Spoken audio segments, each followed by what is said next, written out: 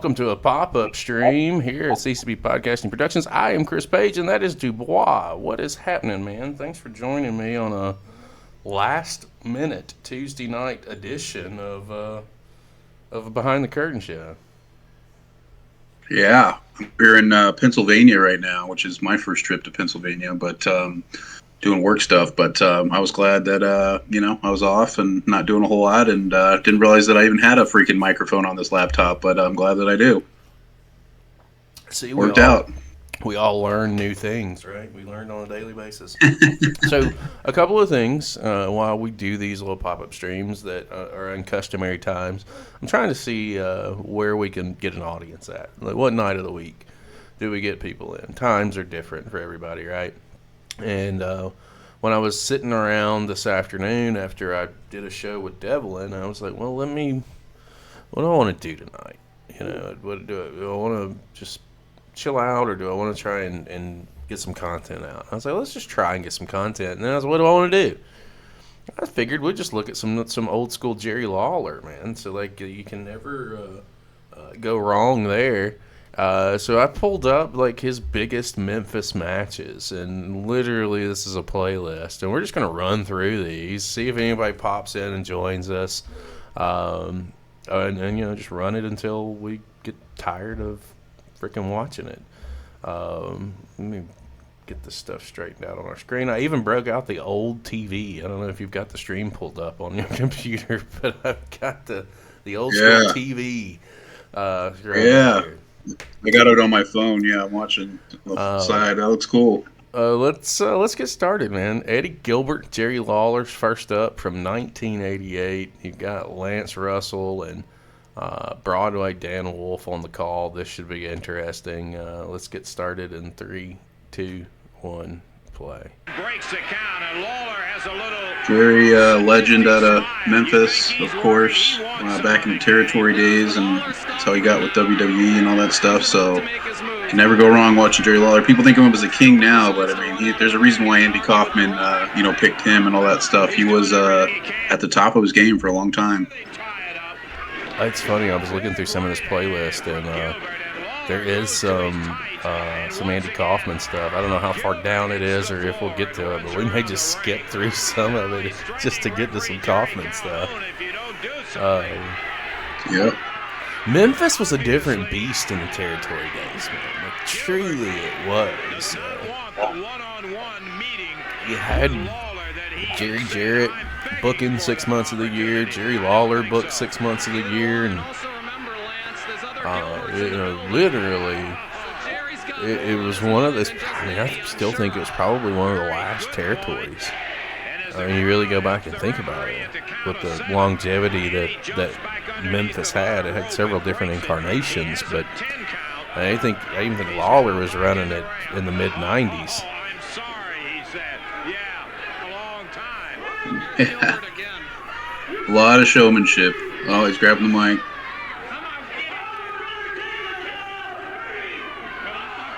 See, that's one thing you knew when you were going to see, guys like Lawler and Flair. You knew that you were going to get a show. Not just wrestling, but wrestling and a show. And Jerry did it a little differently than guys like Nate, but it was very effective, normally playing kind of the douchebag heel. Although if you go to Memphis, a lot of these Memphis matches, he was heavily cheered, and still to this day when he goes there, he gets heavily cheered. Yeah, well, Lawler was really good about flipping the script. Like, he knew when it was time to turn. He turned several times, babyface heel, babyface heel. I think something that we'll see as a running theme throughout some of these matches is the incorporation of Jimmy Hart. The first family was a real big deal for Memphis and that territory, and that's where Hart had honed in on his managerial skills. Coming from the Gentrys, it wasn't a hard transition by any means. You're on stage, you're performing, and you're out in front of these people. It's a performance. They were really good with making sure that Lawler, as a babyface, had the monster heels to go through. They kind of booked him similar to Hogan.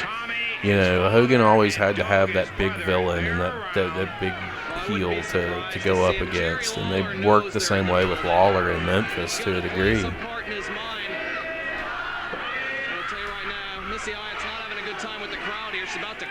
Got the old side steps. Man, look at those ring post pads.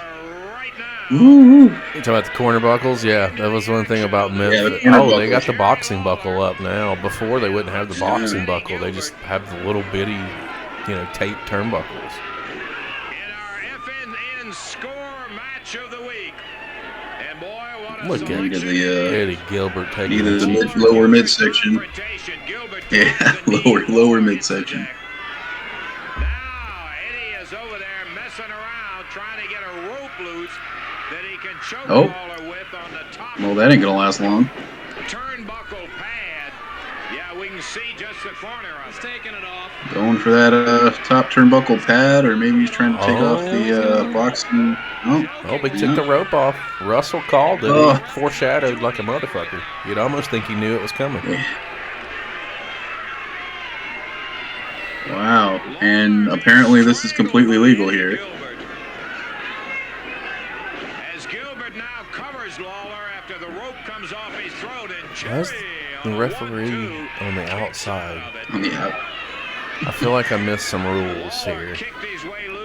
Yeah. There can't be many rules. A blatant choke with an object. That would be a rope break, but what would be the point of... Yeah. Yeah, there's clearly a no DQ situation. Well, we know that Jerry survived this, but we're not quite sure how. Look at this count. Oh, that he cares about. He cares about that, not the blatant choke, not the rope. He cares about the lady saying something to him when he's trying to count. Gilbert hit him with a literal clothesline. He pulled the rope apart. I love That's wild, man. The king down on the deck. Oh. Gilbert choking him again. Lawler. Not very nice. Wow. That great comeback power of his to see if he can avoid being defeated by Gilbert again. I'll tell you, if Lawler gets hold of that rope, he wouldn't hesitate to use it back on Gilbert. I'll tell you that right now. Well, you're absolutely right. Gilbert looks like he's tying him to the turnbuckle. Yeah. Right. Oh. Oh, this could go real bad. Right?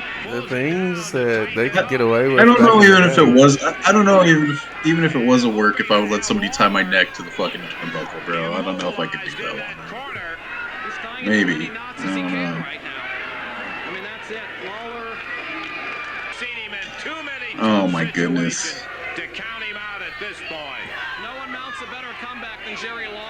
Well, I mean, if it is no DQ and all you really and truly, you just got to get that pinfall or submission, choke the motherfucker out, and then pin him in the ring. Call it a day. I would be. Right. I can remember back when I was in the business, man. Some of my favorite matches were the no DQ stipulations that you could throw out there. Depending on the crowd you're in front of, you could tell such a good story with it. Uh-oh, Lawler setting him up for the pile driver. This is obviously a clip match, and that's okay.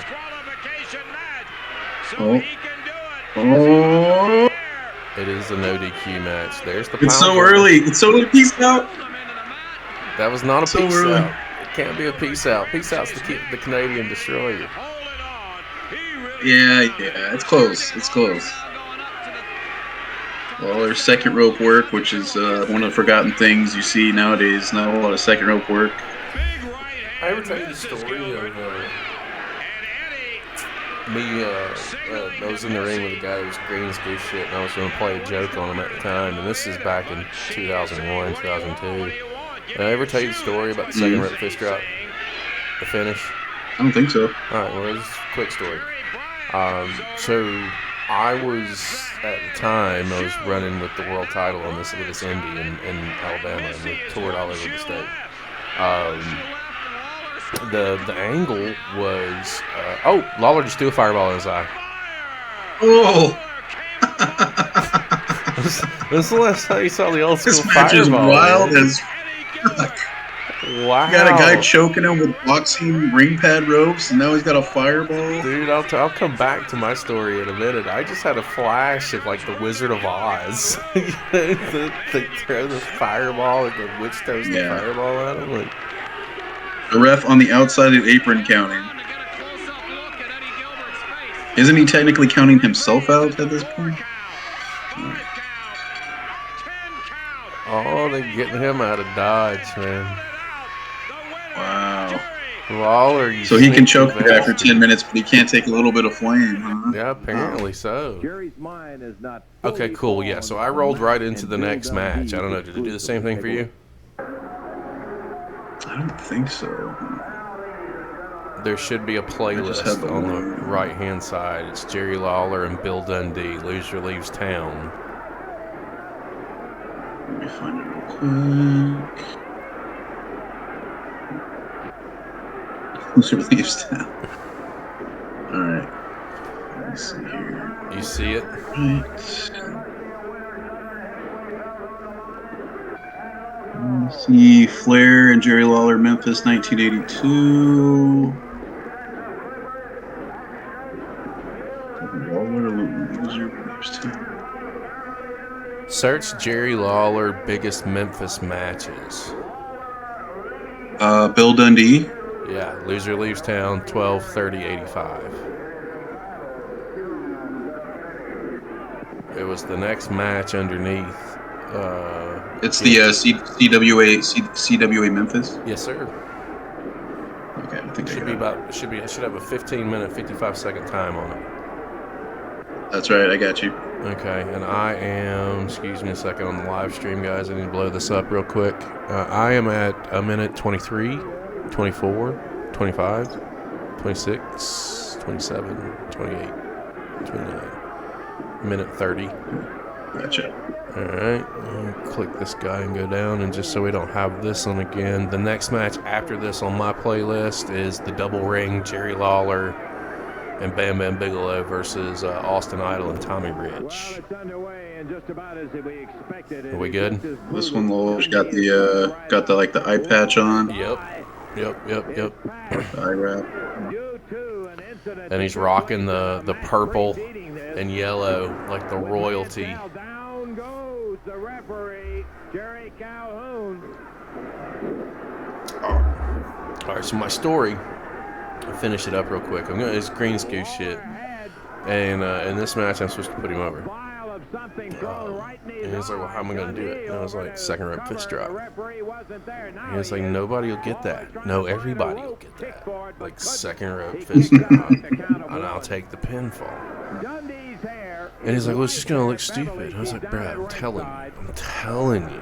Listen, just listen to me here. It'll be great. I promise. I had to convince this guy to give me a second rope fist drop. And keep in mind, like I say, green as goose shit couldn't really do a suplex correctly with protecting. And so, I had to make chicken salad out of chicken shit. I convinced him finally because I wasn't taking anything offensively from him. It's just, he's just sloppy. So we talk him into the second rope fist drop. He goes up and almost botches it coming off the ropes. It was great. But that was pretty much the story. It was convincing this guy, like, hey, listen, you need to hear me out. The psychology of it will be great. I'm going to kick the shit out of you for 12 minutes. And so I'll set you up on the top rope, go for a superplex, and your only offense is shove me off the rope and you hit a fist drop, and that's it. He's like, but you're yeah, I know. But just listen to me. It'll be great. The follow-up was even better. Have you seen this match before right here with Lawler and Dundee? I don't think so. If I have, it's been a while. I used to watch wrestling constantly, all the time, old stuff, new stuff, everything. But I don't recall seeing Lawler in this particular state. This one right here, stuff he's doing, had one of those finishes that you just didn't see coming. I never saw Lawler. Those guys are throwing like straight jabs at each other right now. Yeah. Well, Dundee's utilizing the fact that Lawler's blind. Like, he can only, obviously see out of one side of his face. So what I find very interesting is how methodical Dundee is with both eyes in this match. Like, he's going after the injury, but he's also going after the other one. You blind the king, he can't fucking see you. He can't hit you with that pile driver.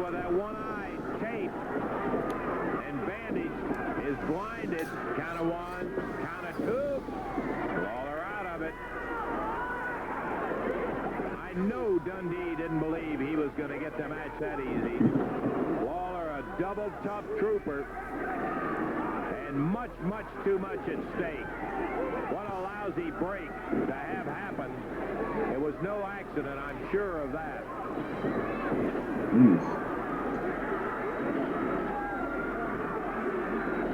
Oh, Lawler's just eating these right hands, eating these jabs. Yeah. And Dundee said, "The hell with it. I'm tired of punching you. I'm just gonna kick you square in the face." Mm-hmm. And Lawler kicks out at 2 along ringside. Coco Ware, the fantastic Billy Travis, Tracy Smothers, Tojo Yamamoto, Tom Brand. Yeah, headbutt will help. Steve Borden, Jim Hellwick, the Blade Runners, Pat Rose, and Dundee really. Did you just hear him name drop the Blade Runners? Hellwig and Sting Yeah. and Steve Borden. We're going to be back with more. Yeah. All at ringside. It's great. Go get him, she says. He drops with that right hand. I love watching stuff from back then, and they talk about like Mad Mark Calloway and Old Mean Mark, all man. that stuff. And you're like, I remember when Old Mean Mark used the Hart punch. Well before the Tombstone pile driver. Dundee grabs the hair of Lawler, which though he credits Bret Hart, man. In the mid '90s, he's the only guy that actually like let me wrestle, and it changed the way that I like to. I was instead of being a stiff Undertaker, I became an actual wrestler after that. I mean, he's the excellence of execution for a reason. No, I know, but As a way, man, just bringing the best out of just about everybody he's in the ring with. I don't think I've ever seen or heard anybody talk about a bad match with Bret Hart. Before he ever thinks about stopping this one. no, and Montreal was even going to be a good match before that shit happened. So I mean, that would have been good because those two guys together at any time is good. So. Stopping of the match. Let me put it that way. They want to, but that's one of the stipulations. I don't know if I buy the whole thing about Dundee off the rope, slams. how Sean took liberties like the last 5 minutes of the Iron Man match. He just decided to completely go ape shit and just completely destroy Bret. I mean, Bret kind of says that he did, but he took it too far. But I'm like, it was also his moment. He was excited. He's winning the world title. I mean, at WrestleMania, like I kind of hard to hold back. What I remember about that story wasn't necessarily Sean taking liberties. It was more or less what was said after the match. Like, basically telling Bret, "Get the fuck out of my ring." Like that. Which was Bret's ring, really, at that point. It was. And if that was the conversation, again, I wasn't there, I don't know. If it was the conversation. Lawler is getting his ass beat in this match. Like, there is no offense going on. Bill Dundee picks Lawler up by the hair and tags him again. There is no middle ground. More right hand should help. For Jerry in this one. He's getting the crap kicked out of him the whole run, essentially. I'm not 100% sure he realizes he's in a wrestling match right now. Lawler's Should be a fight. scoring with his first big one. Well, boy, I'm gonna need for you to get the fuck out of the way. Slams him to the You're floor. aggravating me.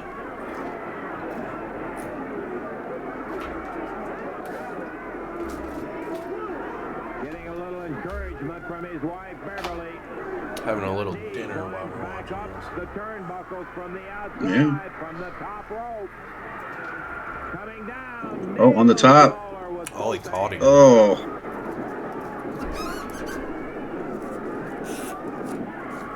Getting uncomfortable for Jerry here. count of 2, and that's That's the best that Lawler can, or rather that Dundee can get on Lawler.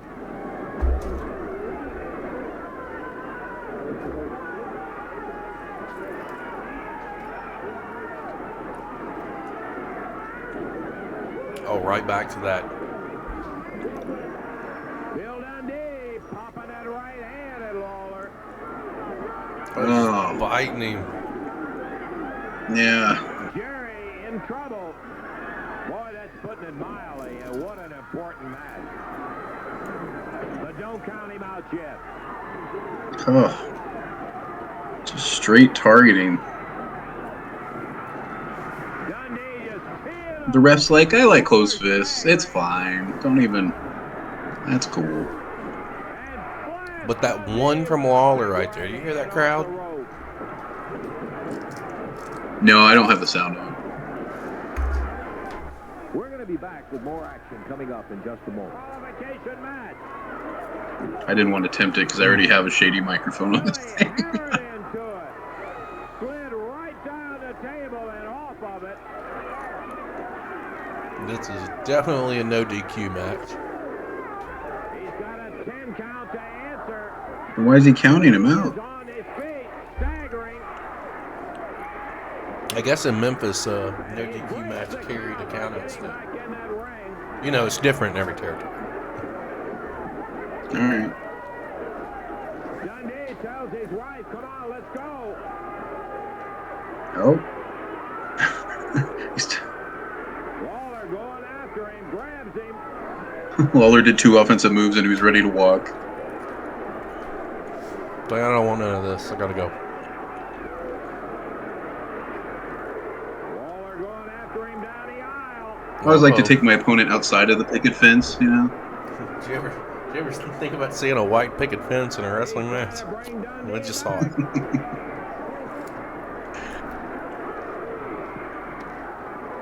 Back up in the stands.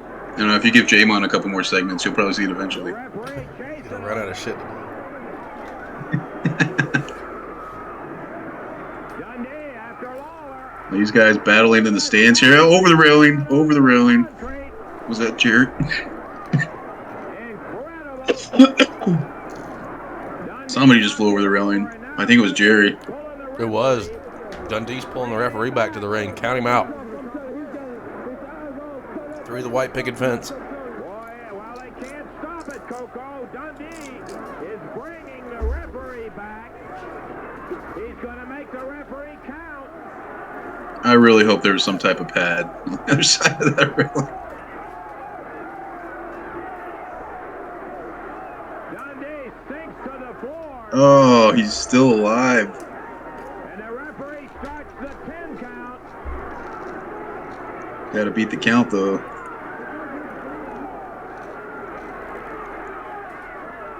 Look at him just staggering back. Here comes Lawler. Bruh, I'm about to seriously punch you. Get out of here.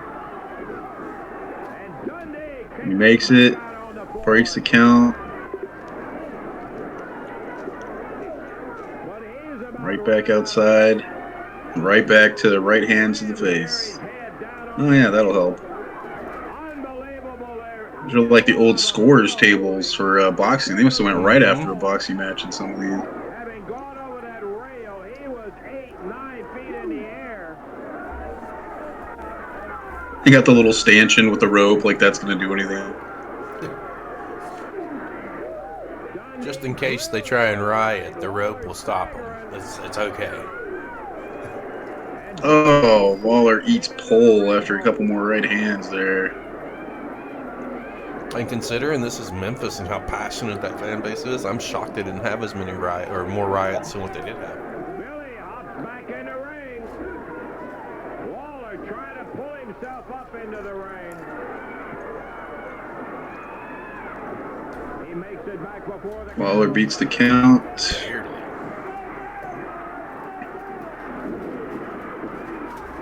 Beverly Dundee up on her feet. Dundee's like, what do I have to do to this guy? Like, I threw him over the railing. I've been hitting him in his eyes this whole match. Best you can do. Come on, hit me.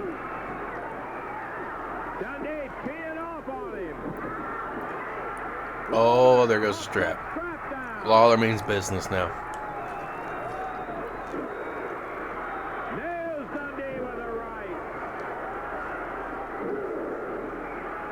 God, that crowd. Lawler with those little.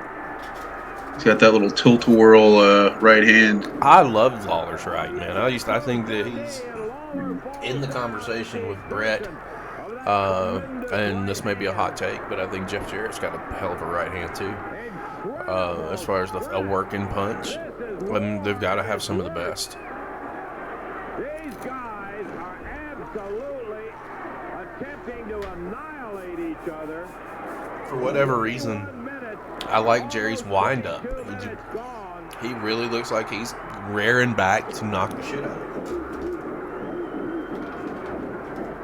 Lawler pounding away on Dundee.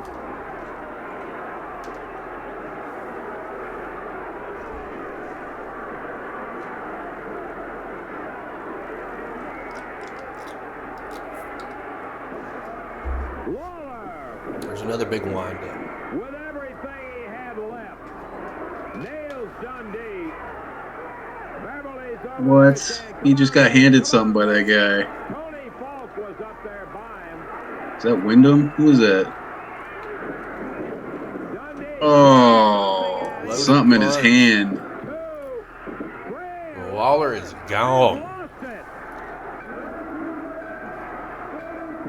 So the guy outside hands Dundee something that he hit him with. 42 seconds. The winner, Bill Dundee, the new Southern champ. What do you got next?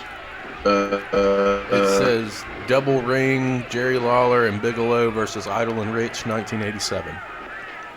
Incredible first time ever double jeopardy match being held in the Mid-South Coliseum in Memphis, Tennessee. It's got a 16:47 runtime on Two it. bouts underway simultaneously. In one, Tommy Wildfire Rich and Bam Bam Bigalow. In the other, Jerry the King Lawler and the Universal Heartthrob Austin Idol. My sidekick, Randy Hales, and I will be sharing the commentary. Are you on it? It'll take two sets of eyes to watch the action. I'm trying to find it. Okay, Lance, which ring do I get? I get ring number 1, Tommy Rich and Bam Bam Bigalow. Lance, they're already out on the floor. And Bam Bam, you can't believe it. You said it's Lawler, Bigalow. It says double ring, Jerry Lawler and Bigalow versus Idle and Rich. CWA Memphis. Oh, he just fucking slammed Idle on that table. Bigelow ain't playing around. I think I got it. What's your timestamp? Gonna be at. I'm at 1, 18, 19, 20, 21, 22, 23, 24, 25. Okay. Gotcha. What I have listed Oh, we got next. Bam Bam. What I have listed next is it says Lawler and Bigalow versus Idle and Rich, Texas Death. That'll be the next one if you're on a Wow. playlist. So back to back, Bigalow and Lawler as tag team, but this is where Bigelow really came into his own, man, as a character. And the action continues, Lance, as Rich is bleeding. Remember Bam Bam versus Lawrence Taylor, WrestleMania 12, I think. That's the kind of action you're going 12 or 13. out of the double jeopardy match. First time ever in professional wrestling. I think that was as Lawler nails I think that was 10. down on the deck and Bam Bam drops Tommy Wildfire Rich. Oh, was it with LT coming back? Yeah. I wouldn't want to fight LT in a match, I'll tell you that much right now. That dude was scary as hell on a football field. Rings, and that's legal for as long as they care to stay in, but it cannot be 2-on-1 for more than 60 seconds. Most interesting match I've ever seen in my life. Lawler continues to pound away at the very bloody top. Idle and Rich are not doing too well here. Oh, another one of those right hands by Jerry. sorry, it was 11. He's just Bigelow and LT was going on 11. that. We were actually both wrong. You said 10 and I said 12 and 13. We just barely missed it. Well, yeah, all right. Talking about Rich. And Bam Bam said, "Give me Idol," 11. and they just switched rings, which is legal. And now That was a year Rich is before pinned Brett and down Sean. in pinned down in between the rail over there. Lawler back in the ring with Idol, and Bam Bam switches. What a beautiful maneuver that was, Randy. I'm telling you, Lance. This is the Bam Bam damnedest doing thing work I've on the ever apron seen. here. Yeah. Here comes Bam Bam. Start the. I haven't seen this concept of a tag match. Excuse me. Have two Yeah, with set only up. 4 guys. Will blow Yeah. the horn at 55 while Rich is out of the ring. Oh, Lawler and the Bammer Ooh, slamming together on. Idol and Rich better do something because this ain't going well at all. Austin Idol, and here comes Rich after Bam Bam. I like the They're concept. gonna have to end up. Rich Two wins. Oh, Jerry with some mean shots to the abdomen Bam there. Bam with Lawler. He's still got another 25 seconds to go, and Bam Bam and Lawler are using this time to team up. But Bam Bam. Bam Bam had his issues, but he was a freaking tank. Yeah, where I'm holding on doing a spotlight on him Lawler with specifically. Idol hung over Like the I'm rope, waiting for and Bam another Bam milestone. slamming Rich. which I got to do milestone programming for our 500 on YouTube, but I don't want to do him on that. I got to give him the proper respect. Underrated big man. Yeah. That was the interference you heard there. They were right. He could do a lot too. See, by the time he got to WWE, he was a little bigger. He was kind of more of a heavyweight at that time. But like back here, I mean, he's still big, but he can move around pretty good still.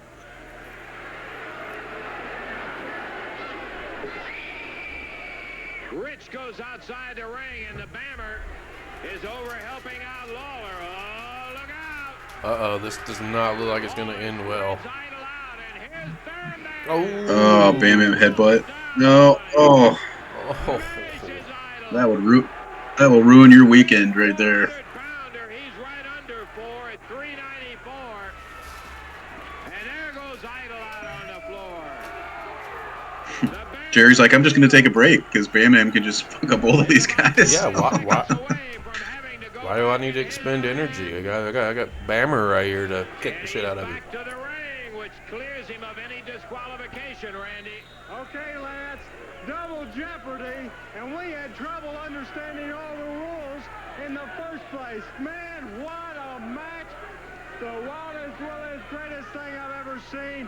Tommy Rich and Bigalow in one ring. Idol walking over to come in. Ring number 2. Watching Idol Lance. selling that Austin Idol That down headbutt. here at the table in front. Referee Frank Morrell Might have been a little on it. low. He We'll may see. count him outside the ring. Here comes Lawler. And there went one of our microphones. Oh, we got some shenanigans on the outside of the ring here.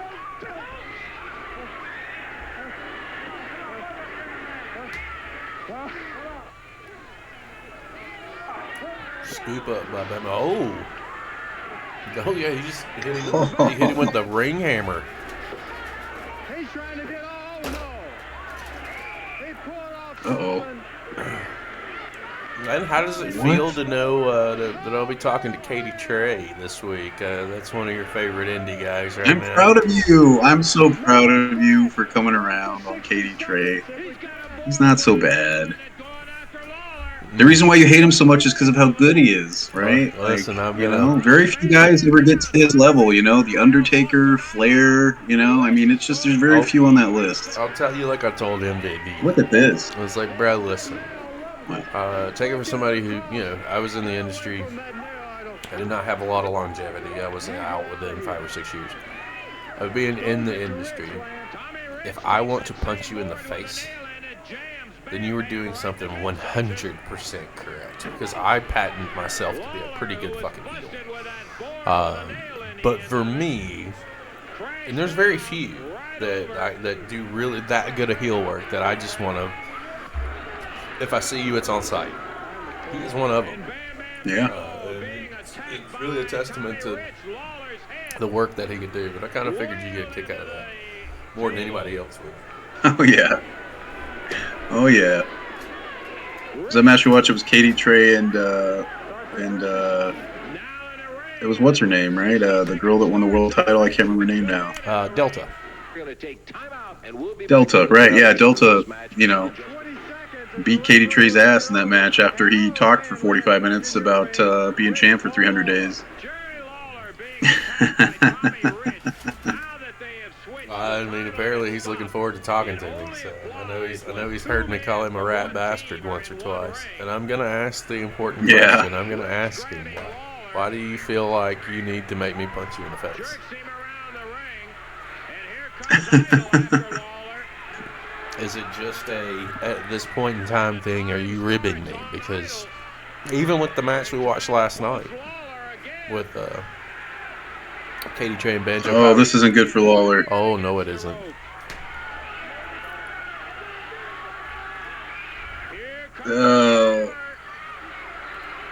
That's one of those ones where they're like, don't worry, it's a work. You're like, Bam Bam's not having that. Oh, that guy straight bounced off that pole.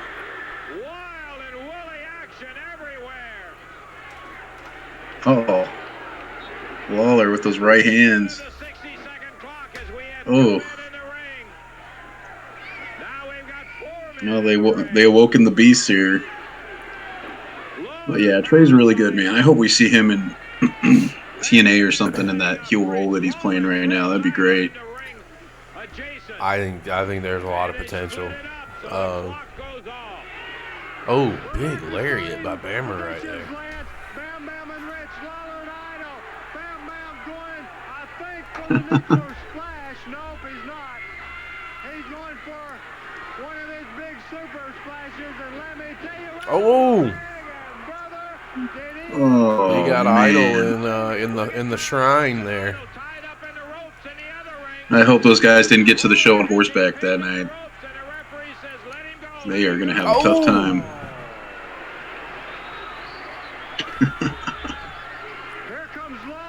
Trading low blows. Is that what's going on?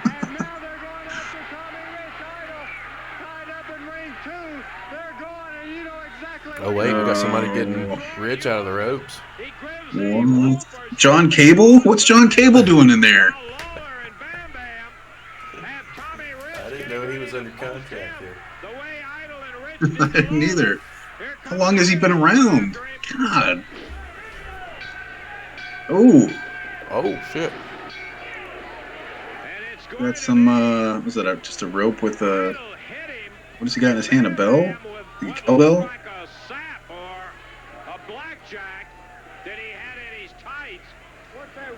Somebody's going to pull out that Christopher Walken more cowbell meme probably right now.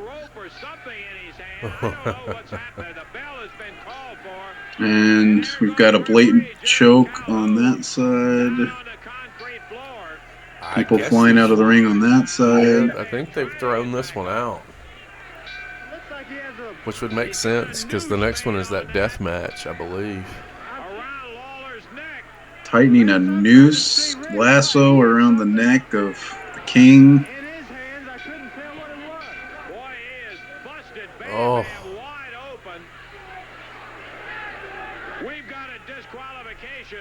Boy, they are laying it on thick here to get some return business. That guy better stay on top of. That guy better stay on top of Bam Bam, because if he gets back up, you're in trouble. Bammer's already getting up. God, man. We need help, Lance. Bad. Boy, Lawler has got that noose around his neck, and the Bammer, who is bleeding profusely, is handcuffed to the top rope. And Rich is jerking Idol. He can hit him, but Bam Bam's still getting up while he's hitting. And further and further. Absolutely the most disgusting thing. We've seen a lot of things, Lance. One of them is handcuffed. The other one has a noose around Lawler's neck. Rich and Idol, how low can you get? Rich. Well, they haven't thrown him over the ropes yet, so they're not that low. The announcer's like, well, how low can they get? Well, I mean, they can throw him over the top rope and hang him. The bell was called for. I assume it was a disqualification. He's trying to cinch that thing around that rope. Oh, we got some help coming for the baby faces. Who is it? Somebody's wielding a chair.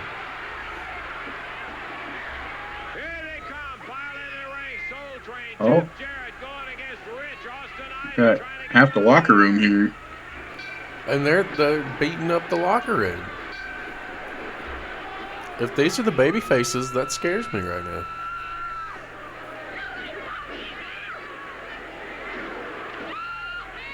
Austin Idol beating on Soul Train Jones right here in front of us. In the ring, They've cleared him finally. has that noose around his neck, but they've got it loose from the top rope.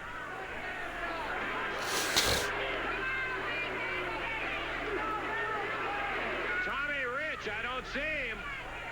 Here he comes. Oh, shit. Rich and Idol. They're just continuing to wallop anybody who is out there on the floor and around them. Good luck with that. What was a disqualification on the match? We must assume that there was a disqualification for the use of that blackjack and The death match is Lawler, Mandell versus Dundee and Landell. It's Lawler, Bigalow versus Austin Idol and Rich. It's if you're looking at the same playlist as I am, I think it's one match above that match that you just mentioned. Because the next one after this Texas death match is Lawler and Mantell versus Dundee and Landell. So our playlist might not be synced up. however, they haven't been able to get them done as yet. But I can go to Lawler Lawler and Mantell Bigalow versus Idol, Very bad. and right Rich, in his Texas right death. 87, Yep. eye. It was Idol who had the black. 1726. Okay, Yep, got you. I'm going to go ahead and click on it. So I just started that video. Okay. Oh, man, we're getting a off rip. Bam Bam's hurling the garbage can around. He does not look like he's coming to play games today. And after what we just saw, I don't fucking blame him. Yeah.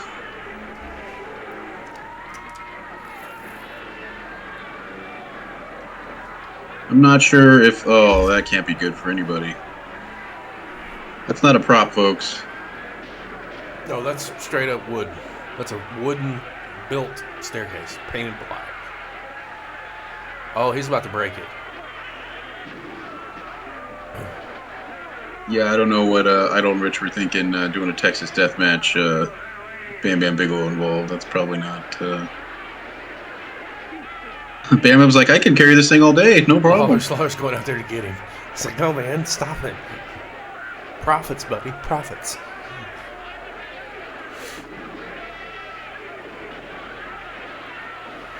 As this one's getting started, I'm going to step out.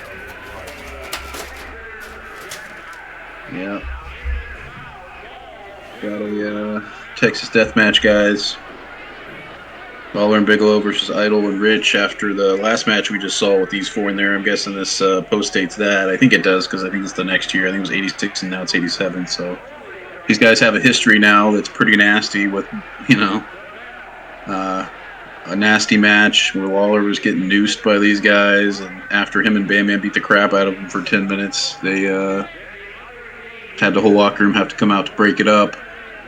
Now we've got a Texas death match where these guys won't even get in the ring because Bam Bam is so intimidating that how could you?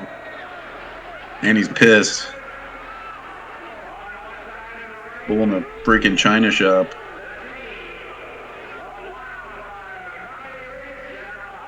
Trying to get him from either side, but problem is it's 2-on-2, so that's only going to work for so long before somebody turns around.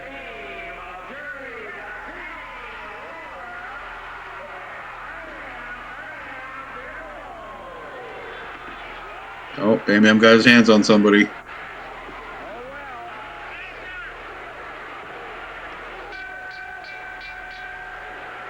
And we're panning back to the entrance where Lawler has now pulled the other guy. I forget which one's which. Ooh.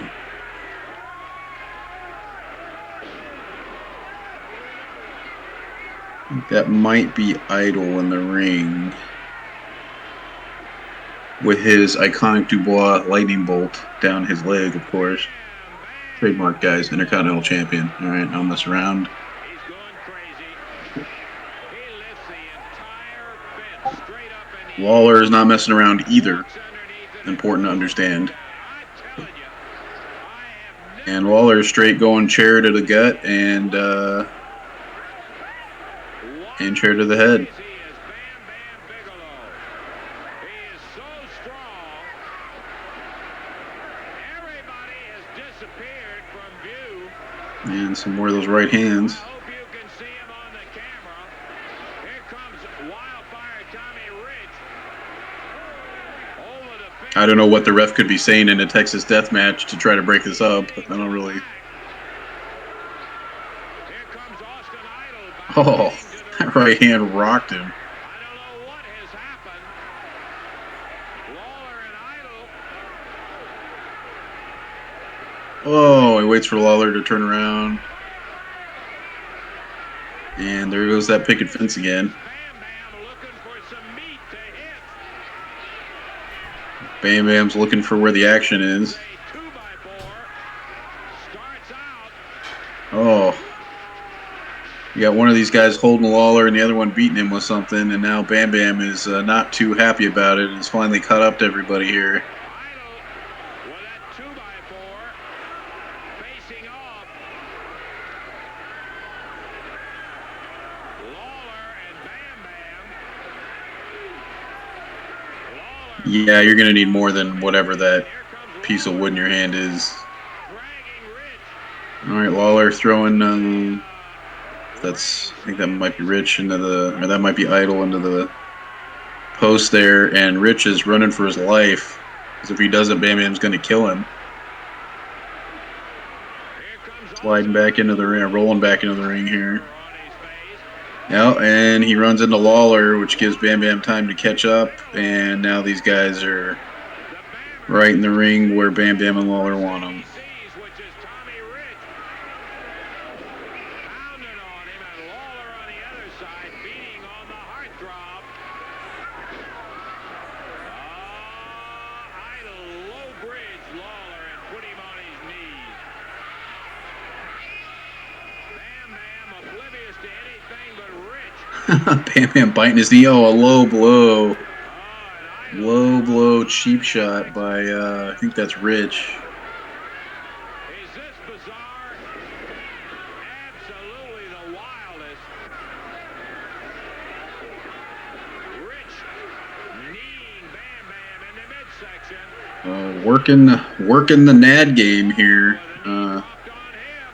Idol and Rich trying to do whatever they can to even these odds here. We've had a week's worth of action. The ref's warning them, but I don't know with threat of what. You can't DQ them. It's a Texas death match. And it has been absolutely insane. Look out for the hammer. Alrighty, Bam Bam taking a little bit of damage there, and Lawler with the around the throat thing for the third match in a row, getting choked. Bam Bam taking a couple more, you could call them low midsection shots, but that's not probably where they're landing. Which had our camera in operation. Our camera, one of them, is no longer in operation.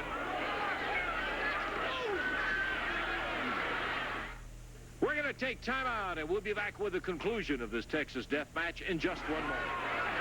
Bam Bam on his knees from Rich. I don't know what happened. Oh, Rich got him again.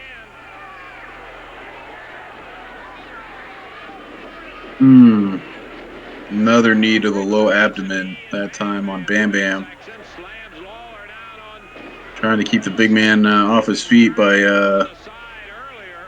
whatever it takes here. Lawler taking some shots to the head there on the outside.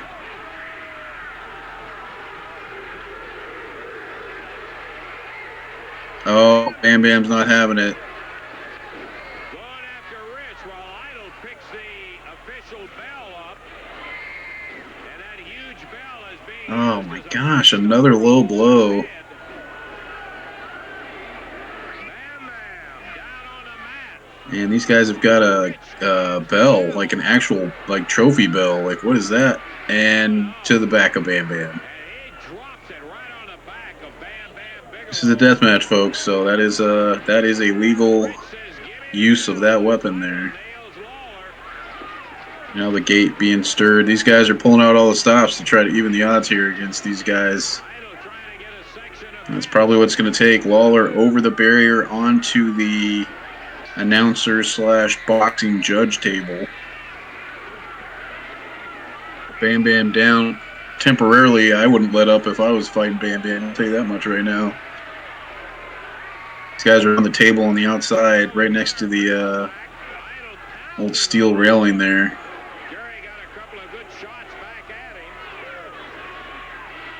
Could be aluminum. Probably not, though.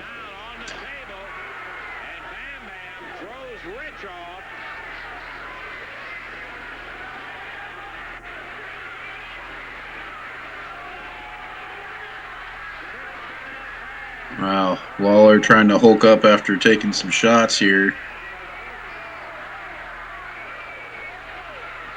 He delivers one of his own and catches him stunned. Bam Bam, meanwhile, in the ring, looks like he's getting control here. Yeah, you can beg all you want. It ain't gonna matter.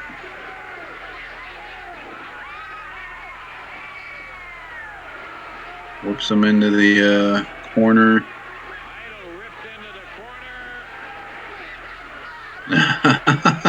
He goes after Lawler. Lawler turns around like, are you serious?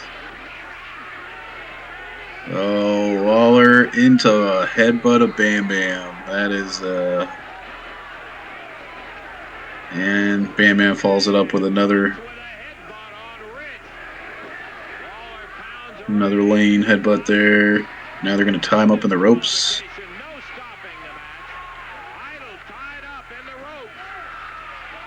Partner trying to fight out of it because he realizes that this is not good for anybody on their team. Bam Bam's got him and pretty good hold. Jerry going to the top. And a fist down. Bam Bam held him. So it's not looking good at all right now for Idol and Rich. You got one completely incapacitated, tied up in the ropes, and the other one about to be a human wishbone, which is a little bit of payback for what they tried to do in the last match.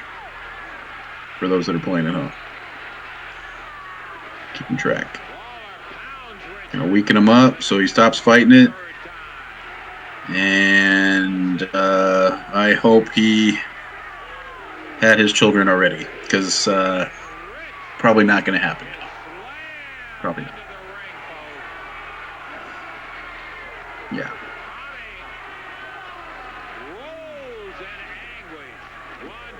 Yep.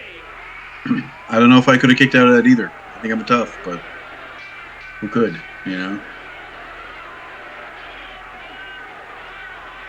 And the Bam Bam's tired of the ref's crap. Telling him what he can and can't do in a death match.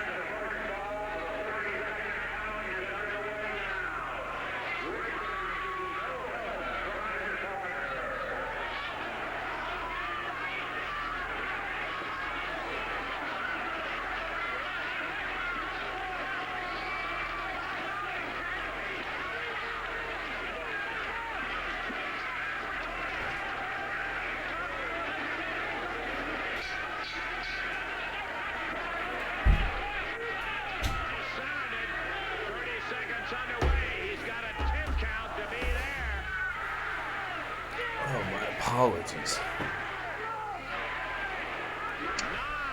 Yeah, that wishbone on the I don't know if you were watching it, but that wishbone was.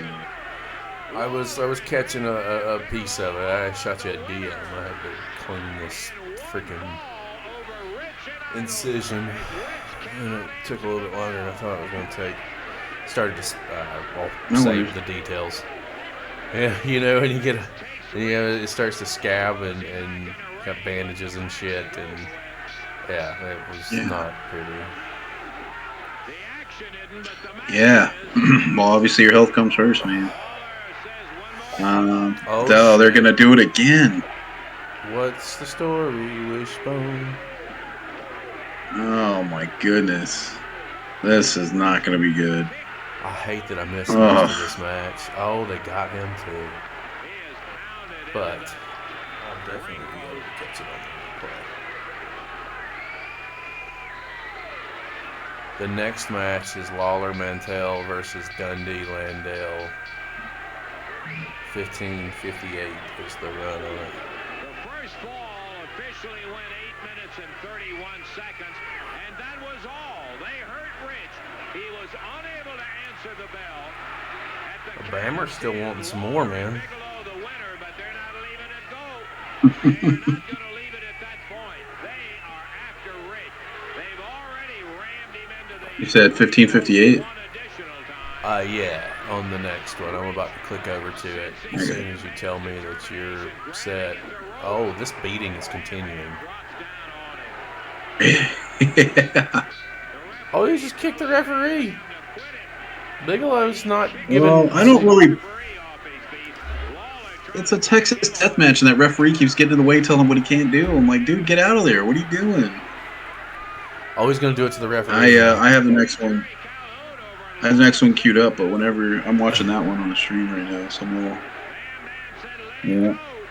Oh, Lawler's trying to block the referee from getting a nut shot. This is great. Yeah. Oh, Bammer wants to do it. Oh, he's biting him. I don't teach you. No. All right, I'm going to go ahead and click on to the next one. We'll go ahead and make that happen right now. So we're on it as we speak. Lawler is coming to the ring, crown in the air. Oh, he's rocking the royal blue tonight. You can always tell which Lawler we're going to get, whether he's going to be babyface or heel, by the colors he's wearing, I think. You guys are not messing around, though. They're not going to wait for the grand entrance. Oh, no. Why would they? It's happening. Jerry Lawler, Dutch Mantell, Bill Dundee, Nature Boy, Buddy Landell before the sound of the bell. Oh, wow. This got out of hand quickly. Oh, dirty Dutch, man. With the power punch that the King is known for on Dundee, Mantell goes after Nature Boy, Buddy Landell. And brother, let me tell you something. The Mid-South Coliseum in Memphis, Tennessee is rocking and rolling with this exciting action. Lawler and Mantell fired up, Lance, and they hit that ring steaming. Boy, I'll tell you, smoking is exactly right. Bill Dundee and Buddy Landell tried to grab an edge. We're going right for the chair. But Lawler, yeah, I don't know if I'd throw it to my opponent. That's probably not the strategy that I'd want to. Oh, shit. Like, oh, here you go. Oh, great.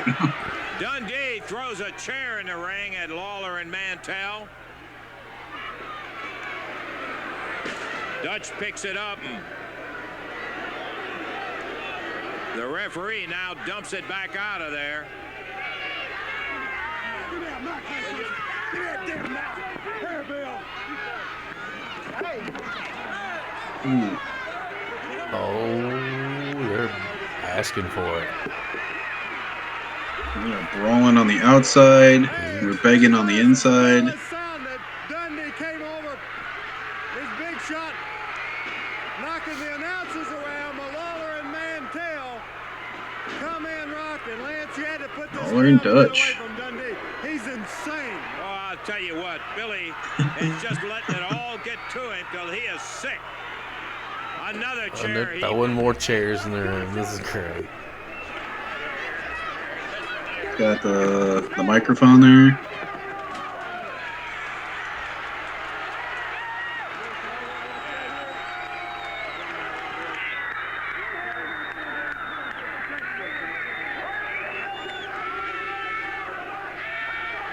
Oh. Cheap shot at the ref. And he sits back out. What a tough guy. Wow.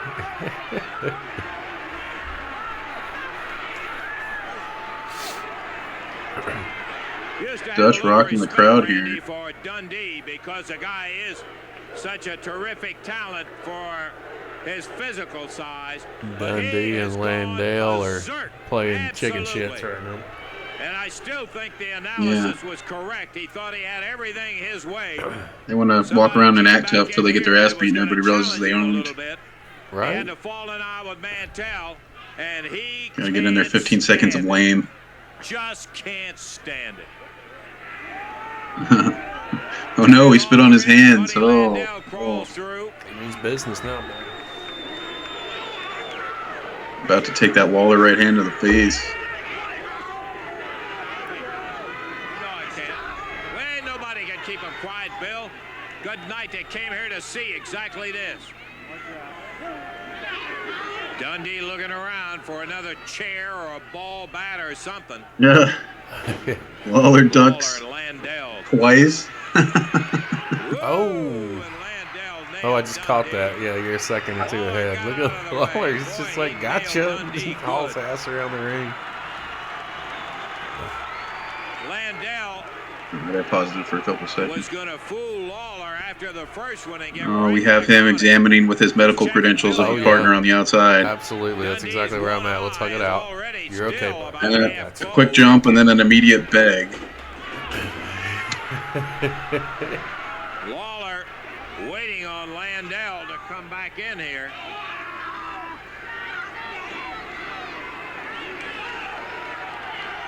I used to refer to Landell as the poor man's Ric Flair. Well, I'll tell you, it's hard to concentrate on. And at some point, there's a wrestling match in here. Having to look out for Dundee and Landell. It's not as bad as that one where those two guys like literally stood around for like 20 minutes. Landell saying, "Oh, I or the slap fest. That one was fun. That and snapped his fingers if I wanted to." I give Eric shit on our Saturday show. I go back to we had a match with Jake Roberts. There's video of it out there, and it's like a 45-minute deal. Right. Well, the first 23 and a half minutes is Jake not in the best shape, rambling on the microphone. Mantell didn't even like and then the next 15 minutes of wrestling is Eric constantly putting him in a reverse hammerlock and holding him in a hammerlock position before finally taking a DDT, and that's the match. I gave him shit. I'm like, you've literally had the worst match I've ever seen. It's the worst match I've ever seen in my life.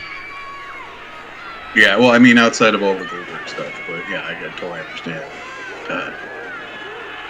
How Goldberg ever got, I mean, he just caught lightning in a bottle at the exact right time, because that guy is like, I don't know, right place. I just don't really respect him. You know? You said it. Right time, right place. And right audience. Crazy. Yeah. I'm not a big Goldberg fan. Never was a big Goldberg fan. As he was going to tag Dundee. But he's left his mark in such a short period of time. For whatever reason, then he came in and made a shit ton of money real quick. 4.5-minute mark. Ended Bret Hart's career. Had countless horrible matches in WCW, because the only matches that you remember from him were him doing two moves, which was a total squash of somebody that didn't even deserve to win. Then he loses to Kevin Nash for no apparent reason. Then that match in Saudi Arabia with The Undertaker was just, that's right. I can't even believe The Undertaker agreed to do that match, because knowing Goldberg's history at that point, and he hadn't really been wrestling much at the time. Oh, that match was terrible. That's the match that made Undertaker realize it was over, you know? After that match, Undertaker's like, I don't have much left after that. Like, maybe it's me. It's like, no, it's not you, bro. If I think in the Undertaker's mind, it's if I can't carry the match, then I probably don't need to be here. And in that situation, I don't think anybody can carry that guy. Well, that's true. I think DDP did a good job of it. You're talking about matches to Goldberg. There's only a handful that I can think about and that were decent. His match with Hogan was okay. His match with DDP was good. And the match with Nash wasn't terrible. The finish left a lot to be desired. Those are really the ones that come to mind. Or that year they had that year they had him against Brock where they would just squash each other with 2 moves and then win the match, like back and forth. It was like, okay. Like, that pissed me off because Brock Lesnar is actually a really good wrestler. You know, and he can do a lot. And it's just stupid to put him down at Goldberg's level like that. The 2-move king. People say that about Hogan, but it's like, well, at least Hogan could work the crowd. I mean, Goldberg, other than his music working the crowd, didn't do anything. Well, Hogan had the 3 moves of doom. He had the right hand, he had the big booty, and the leg drop. That was about it. A couple body slams in there. Doubled up on the floor.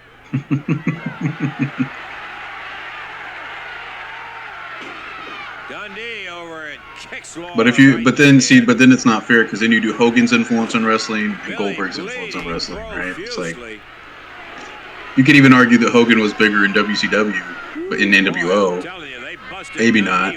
Goldberg was pretty big at one point. Yeah, I mean, he was selling merch. He was well, I don't know what their merchandising deal was like. But if it wasn't for Hogan joining the NWO, we probably would have never seen Goldberg. Or nobody would have cared. Jerry down on the deck. It just goes back to it. Right place, right time. Right audience. And Landell right storylines going on around you. Dundee coming over and hits him right through the roof. Remember when they had Billy Kidman beating the crap out of Hogan every week? Oh, and then Billy Kidman loses to Juventud Guerrera right after that.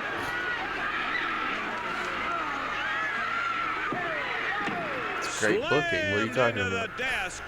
Lawler and Mantell bashed from. And every time there's something bad in WCW, Bischoff goes, "Oh, that was Russo. Russo did that." Russo did do a lot of crappy stuff, no doubt. But come on, Eric. Well, I'm just curious what made them think that Billy Kidman and Hulk Hogan for the #1 contendership, world title shots going to sell pay-per-views. Okay, I understand trying to do something different, but at that point, I think it was time for Hogan to hang it up. Personally. To see this kind of war. Yeah. Oh, Lawler. It was kind of cool to see him on the Royal Rumble promo since it was in you guys' neck of the woods down there where Hogan's got everything going on. Kind of cool to see him. I'm going to tell you something. I was going to get bent if the announce team didn't announce Tropicana Field as being in St. Petersburg, Florida, because it's not in Tampa. And we're making it out like this is because Tampa's obviously a major market. St. Pete, Clearwater, they're secondary markets. They're not big. Lawler now bleeding.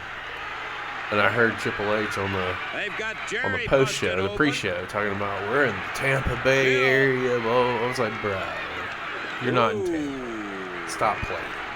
You're about 30 minutes from Tampa. It's like, trying to upsell. It's like your area that you're in, and you're not in a major market, bud. But Cole immediately, as soon as they went on the air, was we're in St. Petersburg, Florida. I said, "Thank you, Jesus." That's a lot like Artie Moreno. I do some announcing sometimes for the Angels, the baseball team, and they always call them. Now they're called Los Angeles Angels, and I'm like, that's 45 minutes without traffic. With traffic, it's like 2.5 hours from LA, but without traffic, it's like 45 minutes from LA. It's not LA at all. Orange County, it's not even like, it's really not LA. No, but they get away with it somehow. I just laugh. I get a kick out of it. It's like, people knew the truth. These guys are working it into the deep crowd here. Yeah, that was one thing about Memphis, man. They did not mind taking the fight everywhere. Slams Landell. He is bleeding. Jerry doing work in the corner. He is really cut. I was scrolling through this list, looking at some of these other matches, right? I think if you scroll through this playlist, tell me when you come to Andy Kauffman and Jimmy Hart versus Jerry Lawler in 1983. Let's do that. hit him with that chain, trying to hit Lawler. Bill out on the floor. Kauffman. Dutch holding up Landell for Lawler. Yeah, this one's almost over already. Yeah, it's getting close. Dutch, those right hands. And as Dundee comes back in, Dutch has got this, like, almost like uppercut type of right hand. But, like, from the side almost. Like, Dutch is rocking some mean back here, Dutch got him and pitched him right out. That guy needs a trim. Oh, he is just absolutely. He's still got a podcast, I think, now, right? Yeah. Once again, Dundee. Two shows a week. Down on the deck. He's out on the concrete. Lawler and Mantell. Man, I saw you guys talking about it already, and I don't mean to beat a dead horse, but Vince McMahon, holy shit. Really? What the hell, man? And Lawler God. Dundee out. Unreal. Handle that one. He's like, oh, well, it's replete with lies. I'm like, so you're saying basically that there's some lies in it, but, you know. Listen, I think that when this hits the fan, it's going to change the industry. We'll wait to see what happens when more evidence comes out. But yeah, we did talk about it on Rainbow Radio today. Landell is Oh, they're calling it. Lawler is bleeding. I don't think Buddy can continue. The match is stopped. Lawler and Dutch. So you said Lawler and Kauffman. It's Kauffman and Jimmy Hart versus Lawler. There's a 13-minute, 9-second run on it. Landell was bleeding so bad. They have stopped this one because of blood loss. And Dundee getting his head hammered on this. You doing 1983? Yes. Landell 1309. Correct. Smashed by Lawler. Oh, look, they're going to give it to him.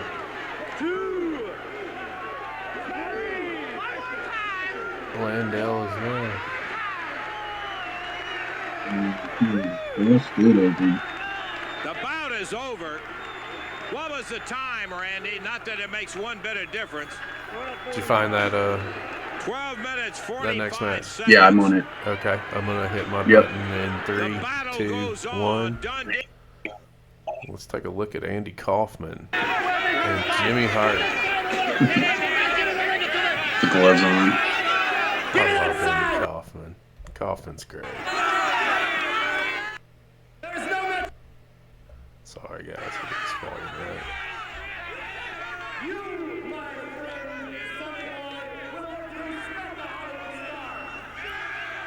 Look at his gear. It's great. Kauffman was such a comedic genius, man. Way ahead of his time.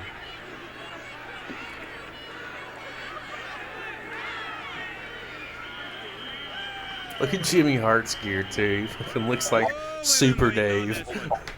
Unusual boxing Yeah. wrestling match. Jerry Lawler facing two Mouth of the opponents, South. permitted to be in the ring at the same time.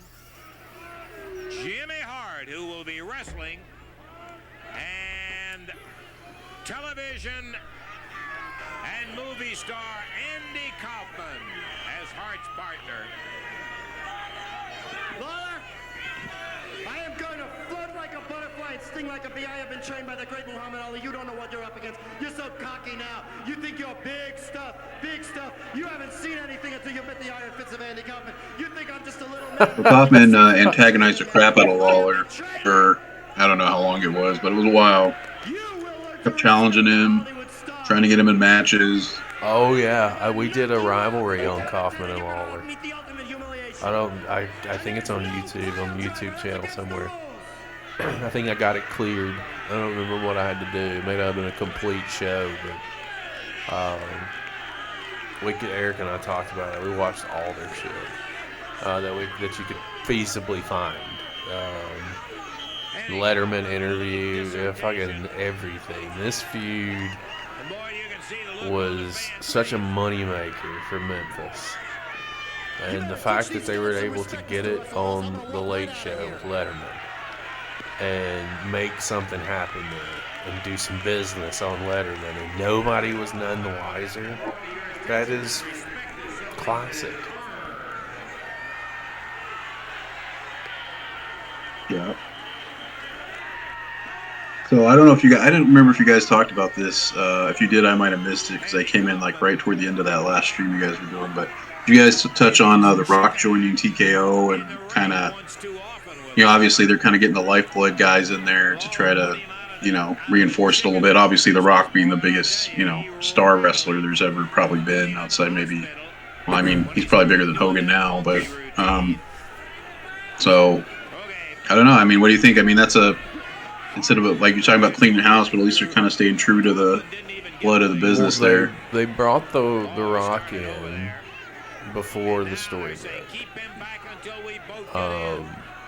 So I think that they're in good shape there, right? Because The Rock has a connection with the WWE audience as well as, as Dwayne Johnson, the movie star.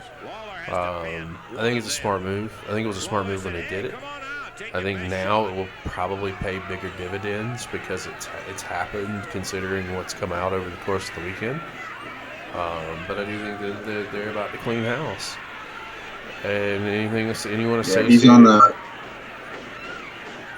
Go ahead. I was going to say he's on the board, and in exchange for that, they gave him full rights to his name and likeness of The Rock, which doesn't happen very much in wrestling for them to do that, unless it's like your real name you use or something like that. But so it's interesting. I know Triple H in the Royal Rumble press conference after was asked about that and the Vince stuff, which he kind of obviously shrugged off a little bit, obviously, because he was there when Broly was happened. But The Rock, he talked about having him on the board is important because he can talk shorthand to The Rock and tell him, in wrestling terms, what they need out of the board. And The Rock, now with his, status over the last, 15 years or whatever, he can kind of convey it that way, with all the stuff that he's used to doing now. And then, I don't know, they keep teasing Rock and Roman, but now it seems like it's going to be Cody Roman or maybe it's going to be Cody Seth. I don't know how exactly they're going to play that out, but it seems like it's going to be Roman. But maybe next year we get Rock. I don't know. I think it's got to be Roman. For Cody's story, it has to be Roman. I think Punk and Rollins was the initial plan. I clearly not happening now, but I think that there's a couple of really good pivots. I think one is either Drew McIntyre getting another shot, finding a way to get another shot, and actually picking up the championship. Or get the IC belt off of Gunther between now and WrestleMania and roll with Gunther. Like, he was another viable option. I mean, is it going to be Punk? No. Should it have been Punk picking up the championship at Mania? No. I think he comes in and does the job to Rollins. Yeah. And then, picks it up elsewhere. But as far he also keeps saying he wants the main event with WrestleMania, but he never said he wanted to win.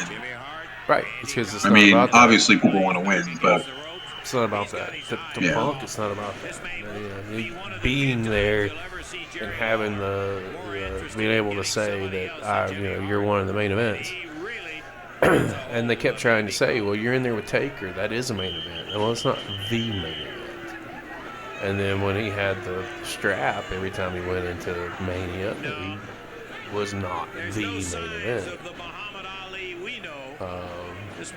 So I can understand, from a perspective of the only way I top this is if I am the main event. If you paid your money to see me.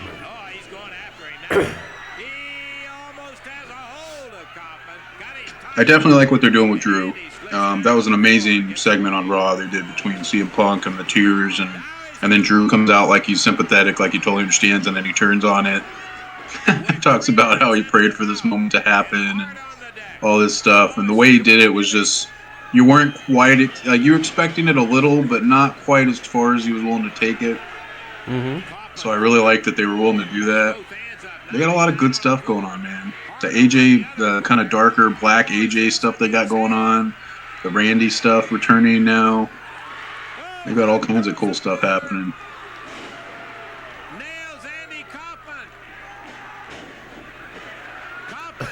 Kaufman's jumping on Lawler like a bitch. Wailing away with right Ooh. Those teeny weeny turnbuckles probably don't feel real good. Came out after the fact. You know that Andy Kaufman had originally pitched Vince McMahon Sr. this idea? With coming in and running. Oh, really? Yeah, and he got turned down. But it wasn't going to be Lawler. Who was he going to do it to? I'm not sure. It wasn't going to be with Lawler. It was going to be with somebody under contract with Vince Sr. Which I don't think Vince Jr. had bought it yet. I think, or maybe he had by '83. I'm not sure. But yeah, his next call was to Jerry Lawler, and then Lawler was like, "Fuck yeah, man, let's do it."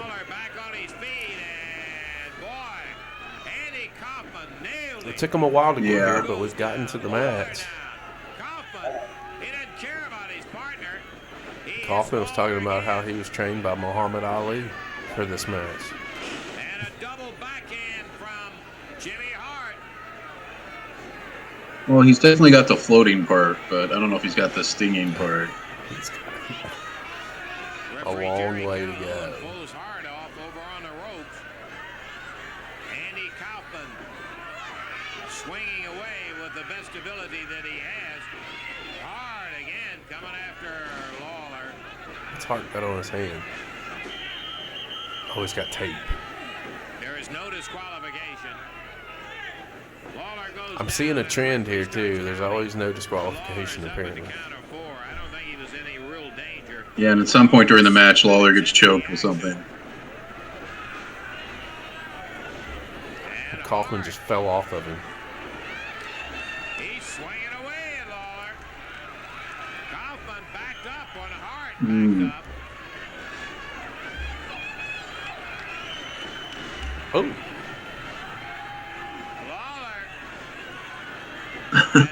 Lawler's selling it, but I'm not sure either one of these guys could hit him hard enough to do anything. So I don't know. Kauffman just socked him right in the face with that boxing glove.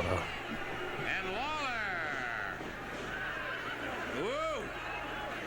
There's Kaufman's best punch, no doubt about that. Lawler is down 1, 2, It says counting. 3. If I'm Kauffman and Hart here, I would have brought a little bucket of water.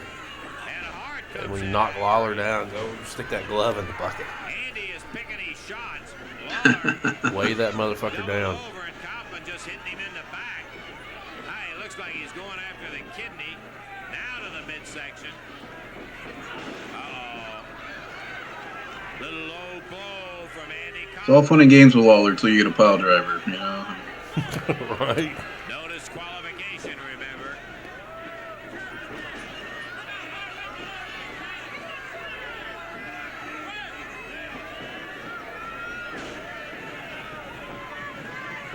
Seven minutes in, and Hart telling Kaufman, go get him. Whoa. 7 minutes in, and 4.5 was spent running around on the floor. Can't get his left hook much, but his right starting to connect on Lawler.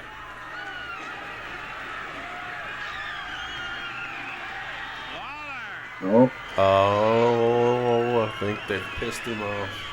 Ready to turn on Kauffman and Hart. Hart sees Jimmy immediately falls down. close enough. Ooh, Lawler bangs him hard, knocks him down. Now he That goes strap after was something Jimmy fierce, Hart. bud, I'm telling you. Kauffman down. The crowd says, get him. Oh, you said it was all fun and games until you catch a pile driver. Oh, but Hart saved him. Lawler. Just as he was getting ready to pile drive Kauffman, both of them now coming over there. Hart. what is he putting in his hand? Oh, he's cutting his glove off. He's Pulling it his off. glove off as Lawler rolls over, starting to cover. Oh, he's loading up the glove. I saw something flashing. He's got a bar or chain or something. No disqualification match. Lawler coming up. The ref apparently can't move the extremely thick Jimmy Hart out of the way. Oh, there's the shot. Both of them. Double pin. Lawler, 2, 3. He's going to lose it. He got him. 9 minutes, 15 seconds. Jerry Lawler pinned by both Hart and Wow. I know. Nuts, right? So the If I won a handicap match, I don't know that I'd be happy. It's like, On that playlist, find 5-star Terry Funk versus Jerry Lawler.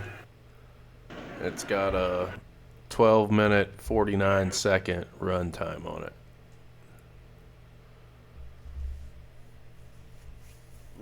Yeah, I'm going to bounce around. We'll do a couple more matches and we'll get out of here. you said the 12:49? Yes. Okay, gotcha.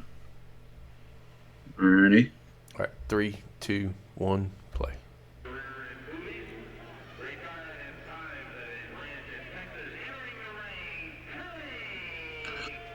All right. Funk Lawler in the early 80s. All right. Oh, they had a hellacious feud in Memphis here. Oh,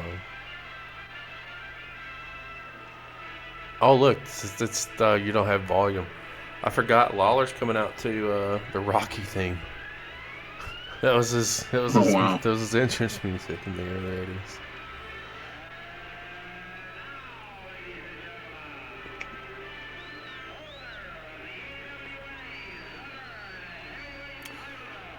Lawler and Funk had a great empty arena match. It was fucking hilarious.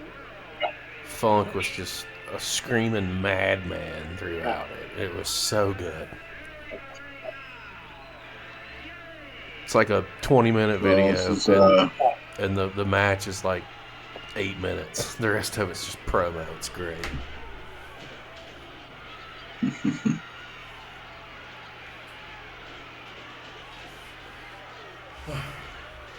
gonna step away one more time. Hopefully for the last time, I'll do that. Yeah, no worries. All right, guys, we got Lawler, Funk. Twisting to the outside there, back in. Tripping on the cable there, camera cable or whatever. being chased by Jerry the King Lawler. And playing the rollout game. Heavily taped in there. Back in the ring. Almost he has Cass on. Ties it up with a key. Got a tie up now. Referee Jerry Kauffman. Funk gaining the leverage there. And an elbow. His extremely successful former world champion brother, Dory Funk. Woo! And there goes Lawler through the ropes, but on the right. Tosses the King through the ropes. Still on the apron. Right here on the timer. Kicks him off. Another guardrail. Now we are on the outside with one of the most hardcore legends there's ever been in Terry Funk. So probably not where you want to be if I'm Jerry Lawler.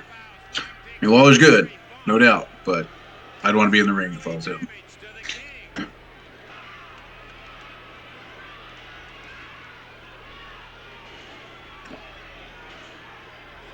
Here we go.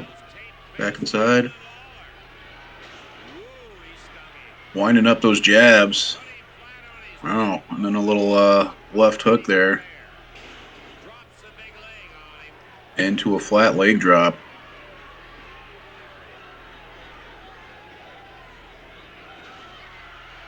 Lawler got out of the way of that one. Funk misses the left hand. Jerry trying to rally. Elbows and right hands. Oh, now left. Left jab, left jab. Going to jab town. Jerry's falling through the ropes. Through the stanchions and barrier there. Well, not really, but Jerry falls up with a right hand. the thing, though, about Terry Funk. Like, you think you got him on the outside, and then you turn around and he hits you in the face, with whatever. So you just gotta. Oh, Jerry trying to turn the tables, knock him into the ring bell there. Back to the outside. I don't like this strategy by Jerry, though. It's only a matter of time before Terry turns that around on you. Terry trying to escape by getting in the ring.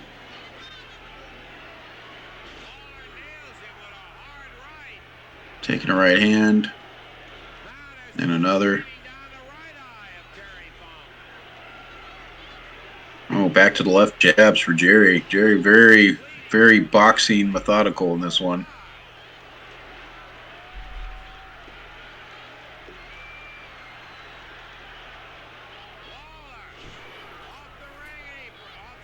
Jerry with the second rope head stomp.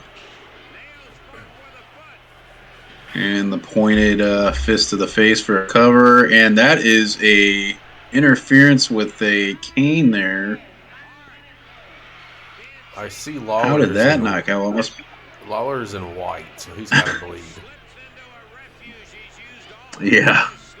Well, whoever hit him with a cane, I don't know if it was Jimmy Hart or who brought Funk to the ring there, but they crawled under. Oh, that's definitely Jimmy Hart.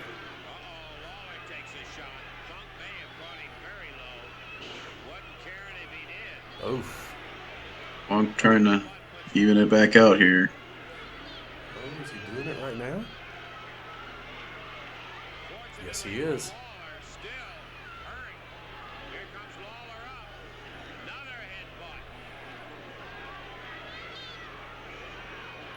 Let's see if Lawler comes up bleeding here.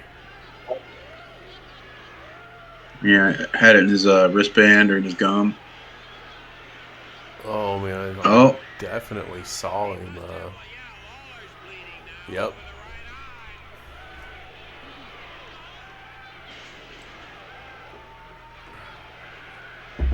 I saw it.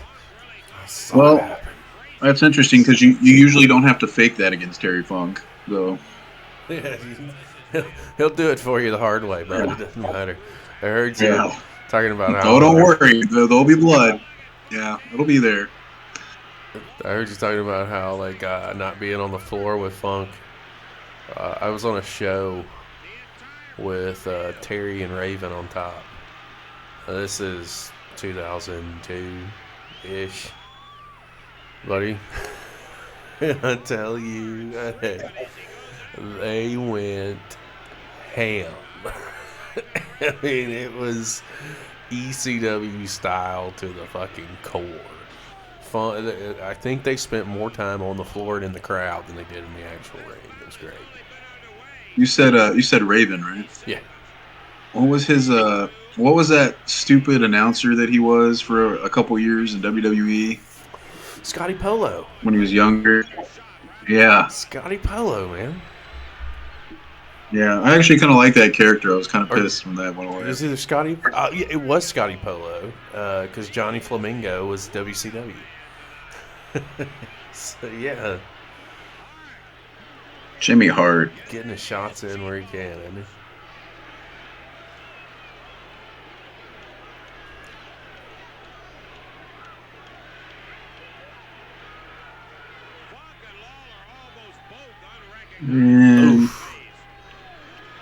Yeah, I'm starting to think Terry doesn't feel real bad about Jerry being busted open here. Oh, I don't think that it's crossed his mind at all to give any fucks about it. Call me crazy. The ref's like, if you guys were going to do this, you could have told me before I wore white pants to the ring, you know. Oh, I see the next two that I want to look at. I did not know that these were a thing. Oh, we got a little hookup going on here. Uh-huh. Here comes the strap. these Memphis know what is up here. No. We're going to get much more classic than these two. Oof.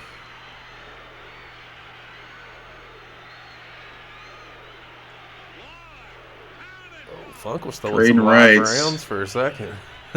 Lawler, one of the only men ever in existence that can trade rights with Terry Funk and get away with it. Oh, another one. The psychology was so much more simplistic back in these days. It's I don't understand why nowadays we have to overcomplicate things. There's the fist. Yeah, they overthink it a lot. Oh, he caught him. Oh my goodness, Jimmy. Oh, but he has left the weapon for Funk. No, he's got to move down. Oh, cheap shot on the.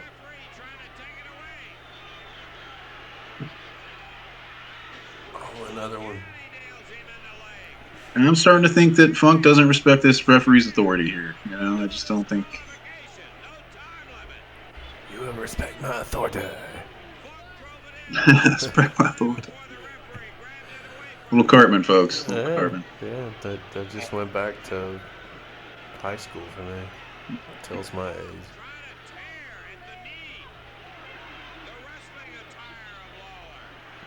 Yeah, I love that episode. I love a lot of episodes of South Park, but there's one called Super Fun Time where they go to that Pioneer Village, and the guys won't break character when the bank robbers from Burger King come and hold up the place. Please, sir, I'm just a simple blacksmith. That's one of the best episodes. I love that one. You know, when I think about that series, I don't know why I always go to Mr. Hinky, the Christmas episode. Howdy ho. Yeah. Or your towel. Your towel.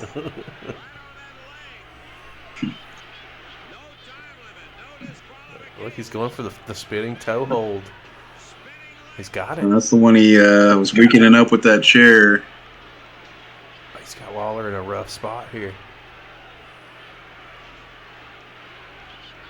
The ref's hands are cracking me up. It's like, come on, what do you got? Come on.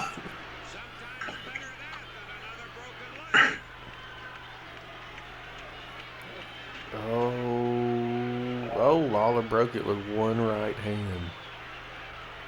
Look at the sell by Funk.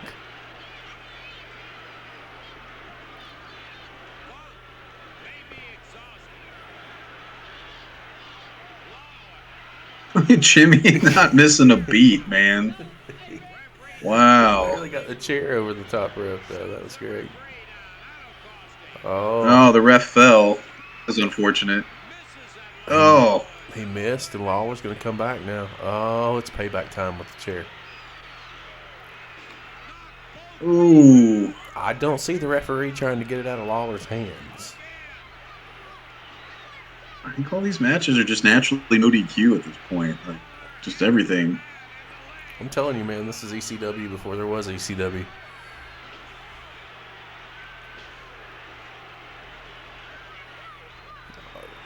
Look at Funk. The knee buckles on the floor, and Lawler's right out after him. Well, this crowd is going ape shit. Ooh.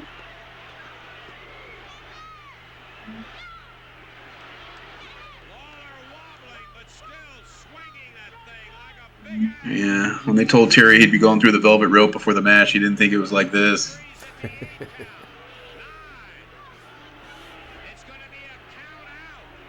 And yep, he's going to get him on the count out.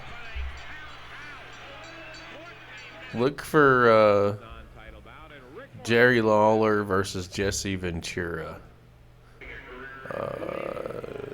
10 minutes, 2 seconds.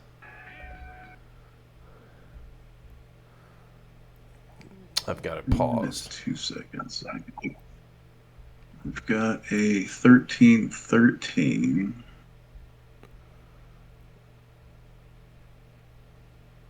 Oh, I got it. All right, here we go. All right, 3, 2. All right, 1. yeah, let me know when you're. Play. I just was scrolling through and I was like, oh shit, the body? Oh, I gotta get this one. Yeah. And the next one we're That'll going be to get good. to, I'll tell you now, we'll end it with Lawler and Austin Idol versus Jesse Ventura and Stan Hansen from '83. I didn't know that was a fucking thing.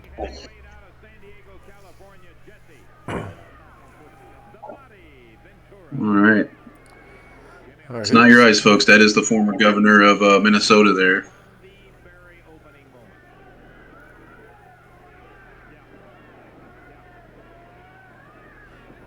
I'm trying to see who is that in Jesse's corner. Somebody's dressed up like a chicken. I think it's a chicken. I don't know what the hell that is, but it's something.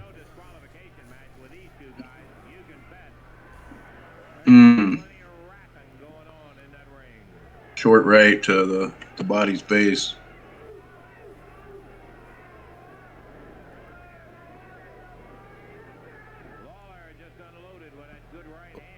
Lawler rocking the black attire here. I wonder why he's mad. Oh, Ventura missed. Ooh.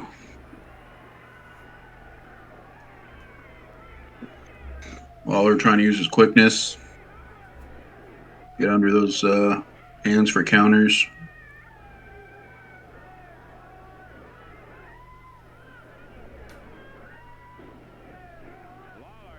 Yeah, that was probably smart not to tie directly up. Oh, don't do it, Jerry. Don't do it. Don't do it, Lawler. Oh, waited for the referee to be distracted by the guy in chicken suit. Can't believe that's a thing. Yeah. Well, his Nuggets aren't feeling too good right now. Ba-da-ba-ba-ba.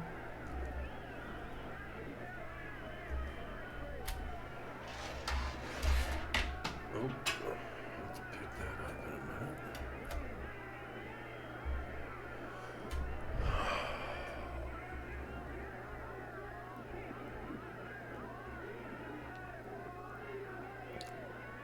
Jesse's not in bad shape here either. Lawler goes right back down, taking him down. Jesse definitely has a problem taking backdrops there. It's so slow. It's like, why even fall at this point? Let me see. What else do we have on this list? He's trying to get another feather in his cap. Here we go. Back in the ring now, the body ready to go at the King.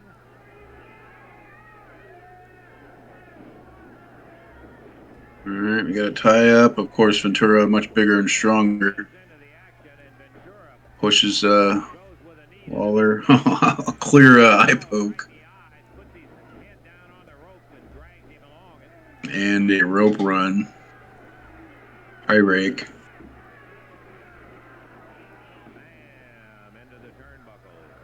Ooh, eating turnbuckle now. Jerry. No,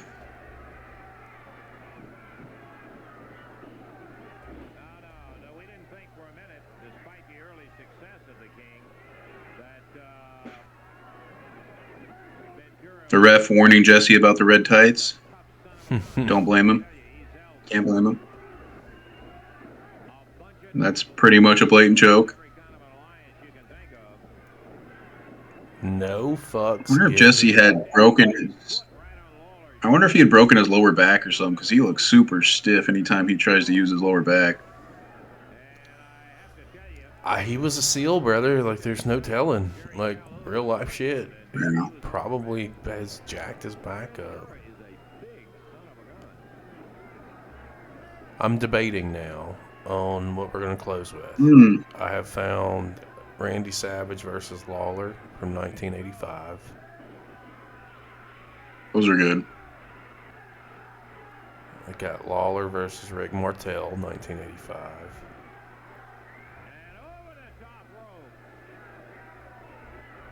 The Freebirds versus Lawler and Idol, or Lawler and Idol versus Ventura and Stan Hansen. Your pick. What do you want to close with? I'm going Mach. Mach heard. So on this playlist, we're going to be looking for Mr. Popo. Let me find it. Where'd it go? Let's do there's one that says Randy Savage versus Lawler, Rubber, 1985. That's 17 minutes and 31 seconds. We'll do that next. We'll close out with that.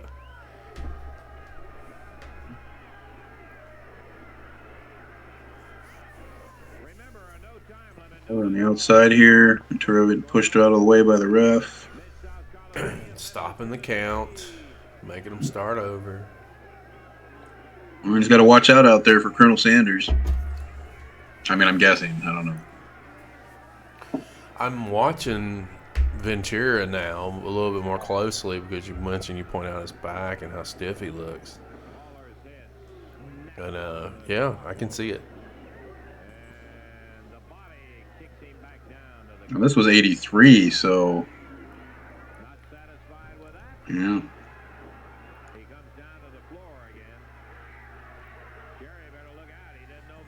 I want to know who's under this fucking chicken outfit.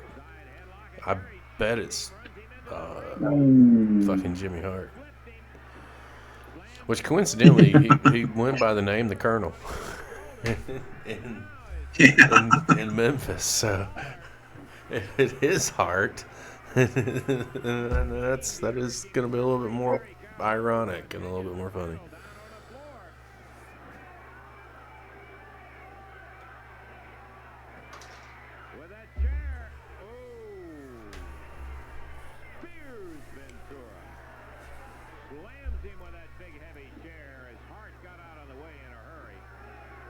Oh, it is Hart. They just said it was Hart.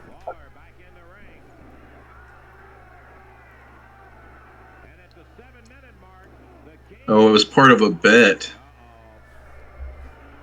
Lawler won a match versus Ventura, and as part of the bet, Hart had to wear the chicken suit.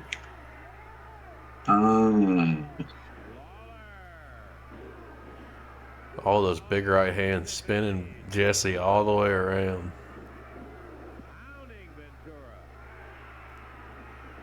Oh, into the referee.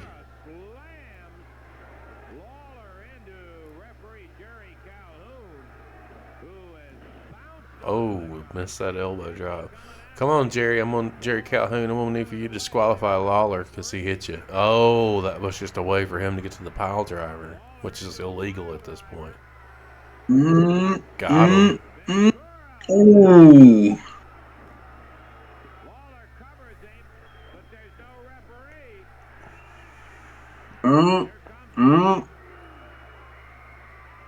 Lawler not hungry right now, apparently.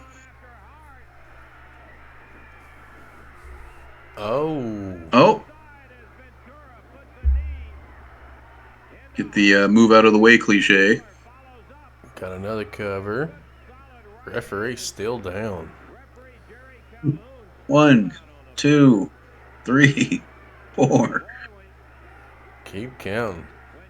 He's got him for a 20. That might be the longest pin in the history of wrestling right there. It's like a 30. Oh, we've got something else going on here. Shenanigans.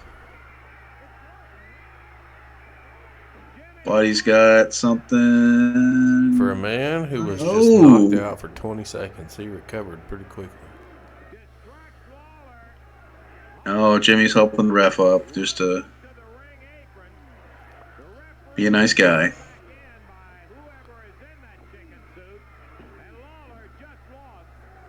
No. Oh, that was a title match. Did he get it? Yeah. No, did he get the 3? I thought Jerry kicked out of that. No. Okay. The Southern Heavyweight title goes back to Jesse the Body Ventura. Wow. All right. All right, we've got Lawler, Savage. Randy Savage versus Lawler, 1985, 17 minutes, 31 seconds.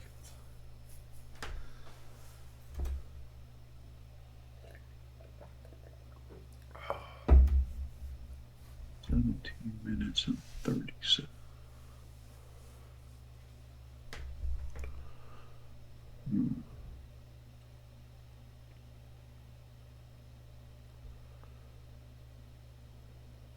And while he is pulling that up, guys, I do want to remind you, Thursday night, 7 p.m., Skrilla the Great, who will be spotlighting a tremendous talent out of Augusta, Georgia. And we've got a bunch of shit going on this weekend. Interview with Frankie the Mobster comes out Friday. Hour and a half, 2 hours almost of really candid and raw stuff from a tremendous talent. You got it locked and loaded? I'm just trying to find that exact one. The one I found was like 15, a 14. Just looking for that 17. Is it under, what's the channel it's under? It's under CWA Memphis.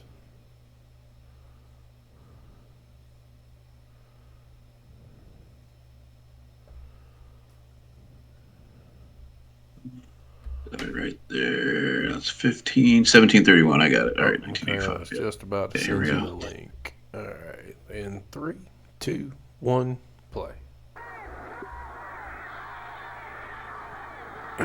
Old school fan Alrighty. cam footage. This is really dark.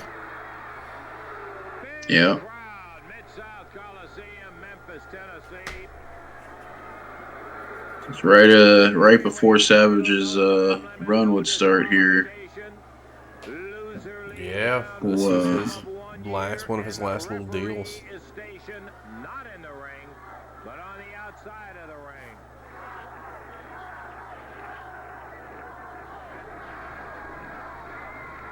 Rooting for Lawler out there. Got a big Lawler chant.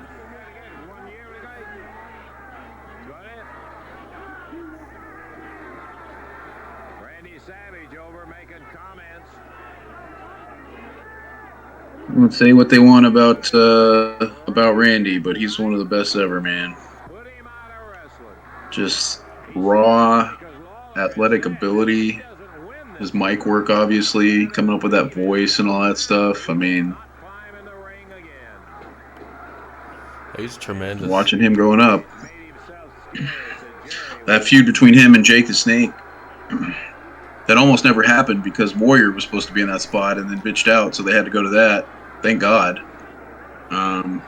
Because Warrior would not have been nearly the in-ring guy. I mean, he could run around, but he couldn't do what Savage can do. Savage getting a Yeah, I think that was the angle that brought him back to TV, if I'm not mistaken, as far as I'm pleased being to an see active all competitor. very He was doing the announcing stuff. I mean, truthfully, that's what took Savage to WCW.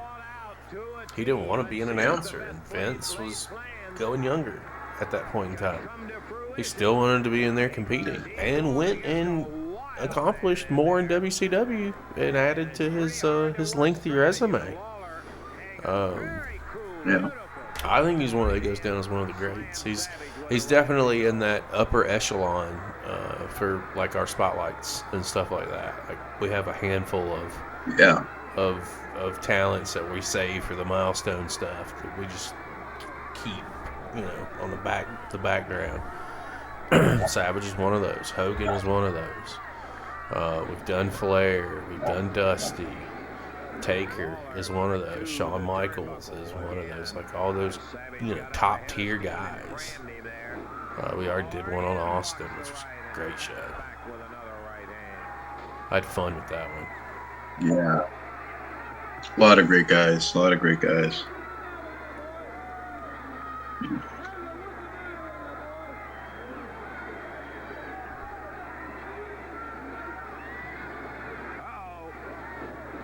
Don't Oh, start throwing right for the stuff, chair. Andy. Come on now.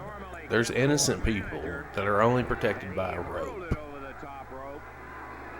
Look, and there's even children on the floor. Be careful, Randy. Danger of being hit, but I thought it was going all the way through the ring and hit somebody in the first row. He is wild.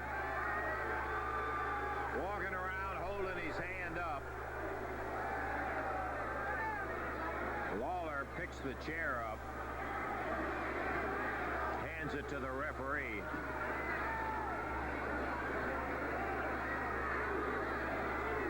The ref clearing the chair. Savage complaining about Randy getting something back in here, hopefully. I guess where Lawler nailed him the last time, said something to the referee, but it's no disqualification. The referee isn't even in the ring. He's on the outside. Savage says, "Come and get me, baby," and he hangs on the ropes. Lawler.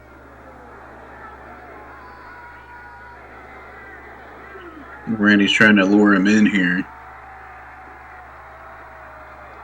I don't know if that worked out for him. Lawler did not take the bait at all. Lawler's like, "You're trying to out-heel me? Really?" Lawler feels like Savage has been avoiding him, giving him a title shot since Savage won the belt. Savage blocks, misses, and takes one.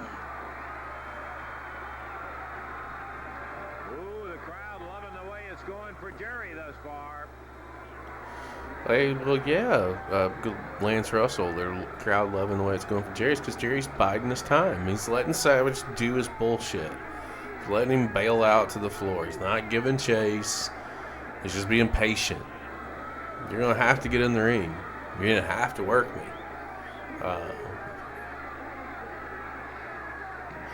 Why does the referee keep jumping out to the floor, though, with him? Like, just get in the ring, start counting.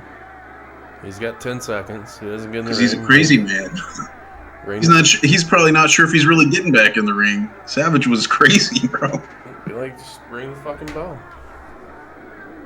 It's like, let's go. Count to 10. It's not rocket science. It's very simple. 5.5 minutes into the action, and Lawler moving Or 20. All right, come on, man. Japan. Body backs up. Savage in a peekaboo style. Savage playing some games here. But I don't think I've ever seen a wrestler do that. Kicks out at Lawler, but Jerry well out of the way by the time the kick got up. Let me tell you something. What I missed the most while I was away for 72 hours was being able to hit the pin at will. Not being able to catch my buzz that I'm legally obligated to take care of. Although now I did have better stuff. That on-demand button push was great. Mm-hmm. Yeah. I had fun with that on Saturday.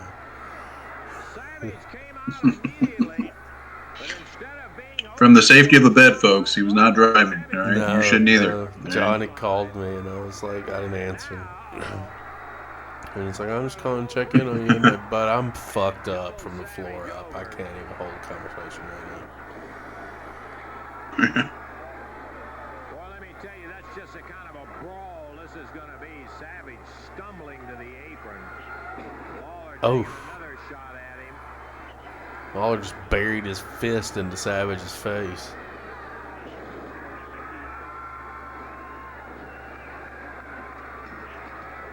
And Randy down on the concrete. You know Ohio just legalized, right? Are we talking about this before? Mm-mm.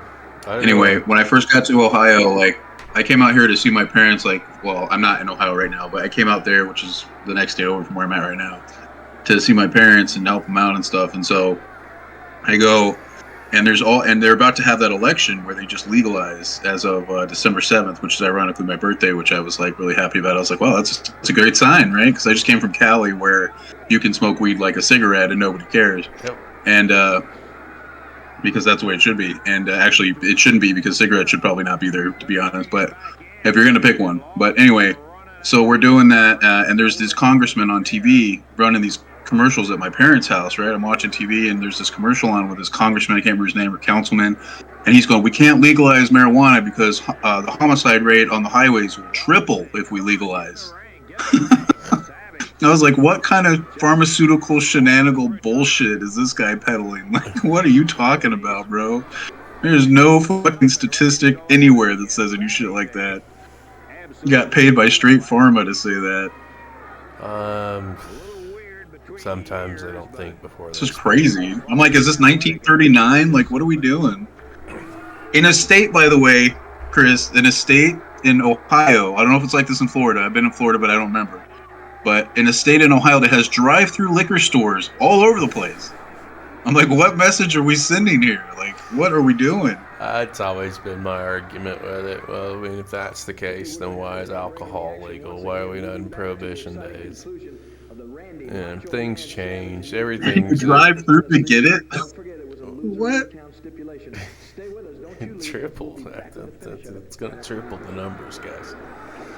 Yeah, weed's gonna triple the number of homicides. Nah, Florida's where. I seen that thing the other day. Florida's not illegal. You gotta have a card. Cards are very easy to attain. Well, and then in California, I think I seen that thing the other day where the lady said, "Oh, she was on a weed binge and killed her husband, and she got off. She got like probation." I was like, "Do you guys know what weed is? Like, get a doctor in there that can testify." Jesus. Love of God, like, God, man, go to prison. No. Savage getting weakened here. Yeah, Jabs. He's maybe Lawler has knocked some THC into him throughout the last few minutes because he's definitely wobbly legged.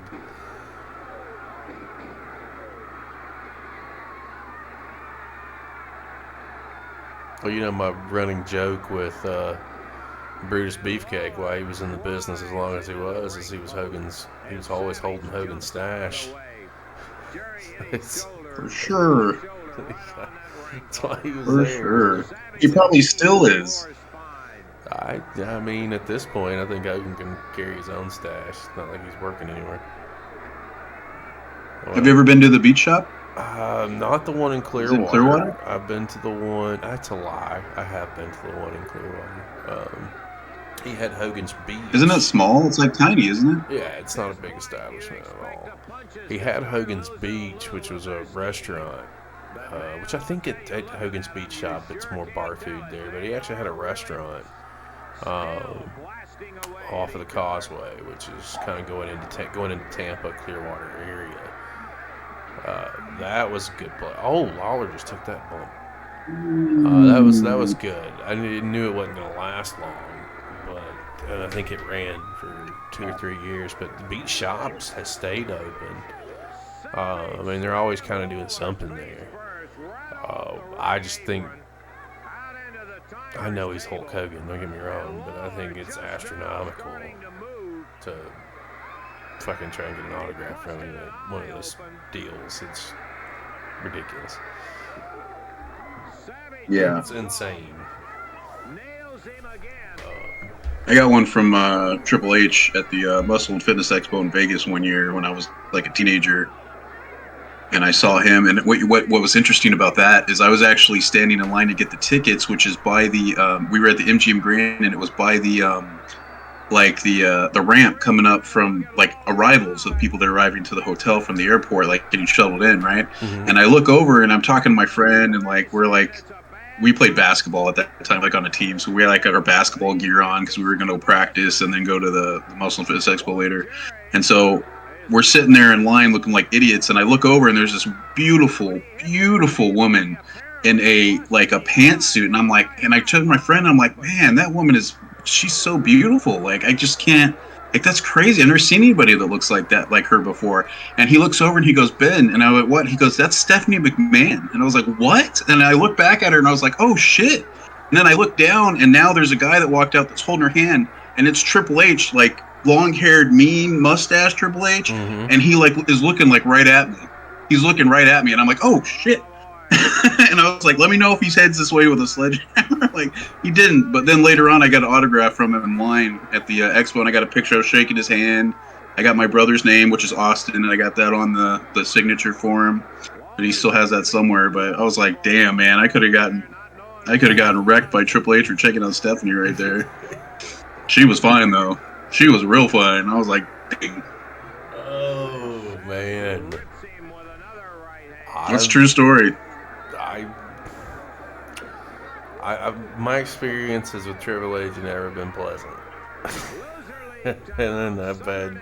Well, I will say one thing I noticed about him in person is that on TV, like, he almost looks like you can tell he works out, and obviously he's built on TV, but when you see him in person, he's like cut, mm-hmm. like cut up, like, yeah, I was like, dang, like, I didn't think he was quite that toned, and I was like, dang, TV really does add that much to you. These guys must be even in better shape than that. Like, yeah. Going to town on Jerry. Yep, Savage has turned it around.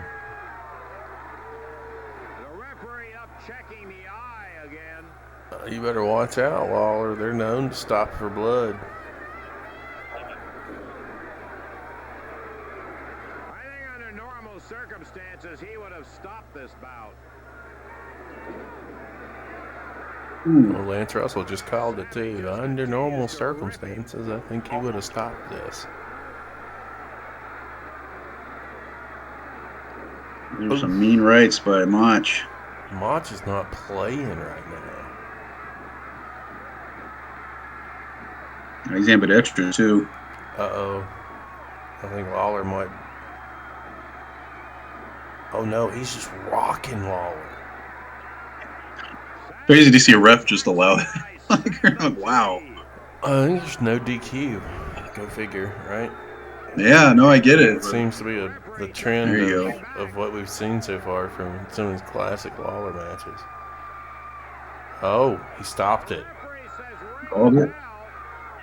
Jerry can't continue. And declaring Savage the winner. Wow. And he's furious. One of the best entrance songs ever. Poppin' Happenstance.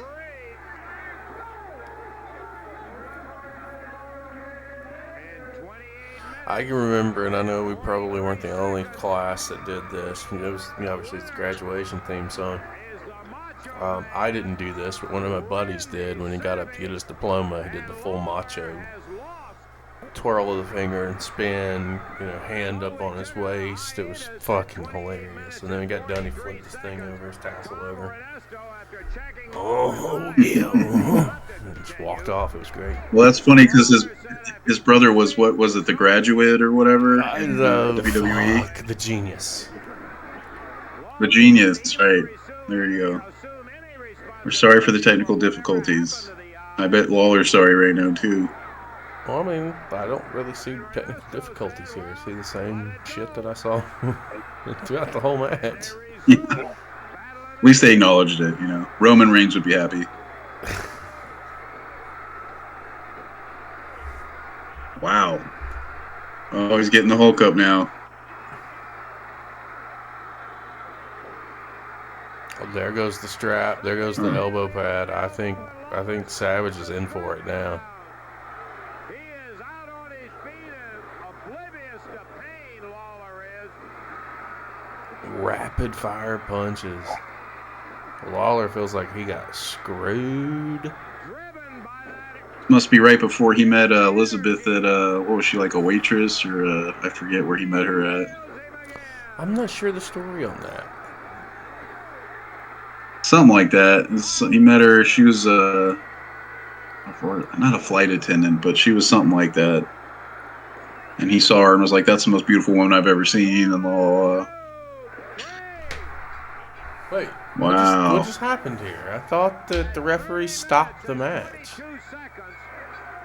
Apparently they let it go. Well, okay. We're going to go ahead and put a pause on that one. Let me minimize this stuff down. Get rid of that guy and that guy. Put this guy back up. I mean, that's a couple hours of Lawler. I didn't mean to go 2 hours on it, but, watching this old school stuff, I just get zoned in and clocked in on it and have a good time with it. What do you think about what we saw today? A little bit of old school Lawler from Memphis. Yeah, you got a little bit of funk, a little bit of Savage. You got a little bit of the you got a lot of Idol and Star in there, trying to compete. We got some Bam Bam Bigalow going on, so a lot of old classic stuff. And I like sometimes people think of those guys, obviously in the mainstream, which once they get to WWE, you get a lot more eyeballs, but in Memphis and in the territories, these guys were doing all kinds of stuff that got them to that point. So you get to kind of see the build up a little bit more. And obviously Lawler was pretty much literally the king of Memphis. So, just amazing stuff. And that's what laid the groundwork for everything that we see today is these guys doing this. And if you notice, the style is, there's a couple flurries here and there and stuff, and obviously some of the hardcore matches, but what you tend to see is a strike and more reaction than actual contact afterwards, right? And that's the opposite of what we see today, where you see contact, contact, no reaction, contact, contact, no reaction. Selling. And so it makes it to where these guys have to kill themselves to get over in a match. And you see these guys did it with very little necessary at parts, and then they still ramped it up. But really cool to see. I enjoyed it. I thought it was fun. I appreciate you stopping in and sitting down with me and doing this. I know it was a last minute kind of deal, last minute situation, but definitely want to get this up on YouTube, see what kind of numbers it can draw over there, and see if we're on to something else for potential programming, whether I tape it or do it live. But always looking to figure out what's next, and not resting on the laurels. So we appreciate you guys being here with us tonight live. If you're catching it on YouTube, go down below, click all the links, do all the things, subscribe, check out the Discord server. We do all of our early drops there. And yeah, we've got a lot of things happening. 2024 is going to be a pretty big year for our channel, both here on Twitch and on YouTube. And when I tell you I'm just getting started, I'm just getting started. Now that everything is checked out on the health side of the situation, I can dig deeper into this, and you're going to see some interesting things. We're going to do some upgrading on the production side of the equation. We're going to get some new software. We got a lot of things happening here, and this is just a little piece of it. I hope that you've enjoyed a little bit of Jerry the King Lawler. Definitely going back to the Memphis days. It's stuff I haven't seen before. It's always fun. It's always entertaining. I'm Chris Page. That's Dubois. We'll see you next time.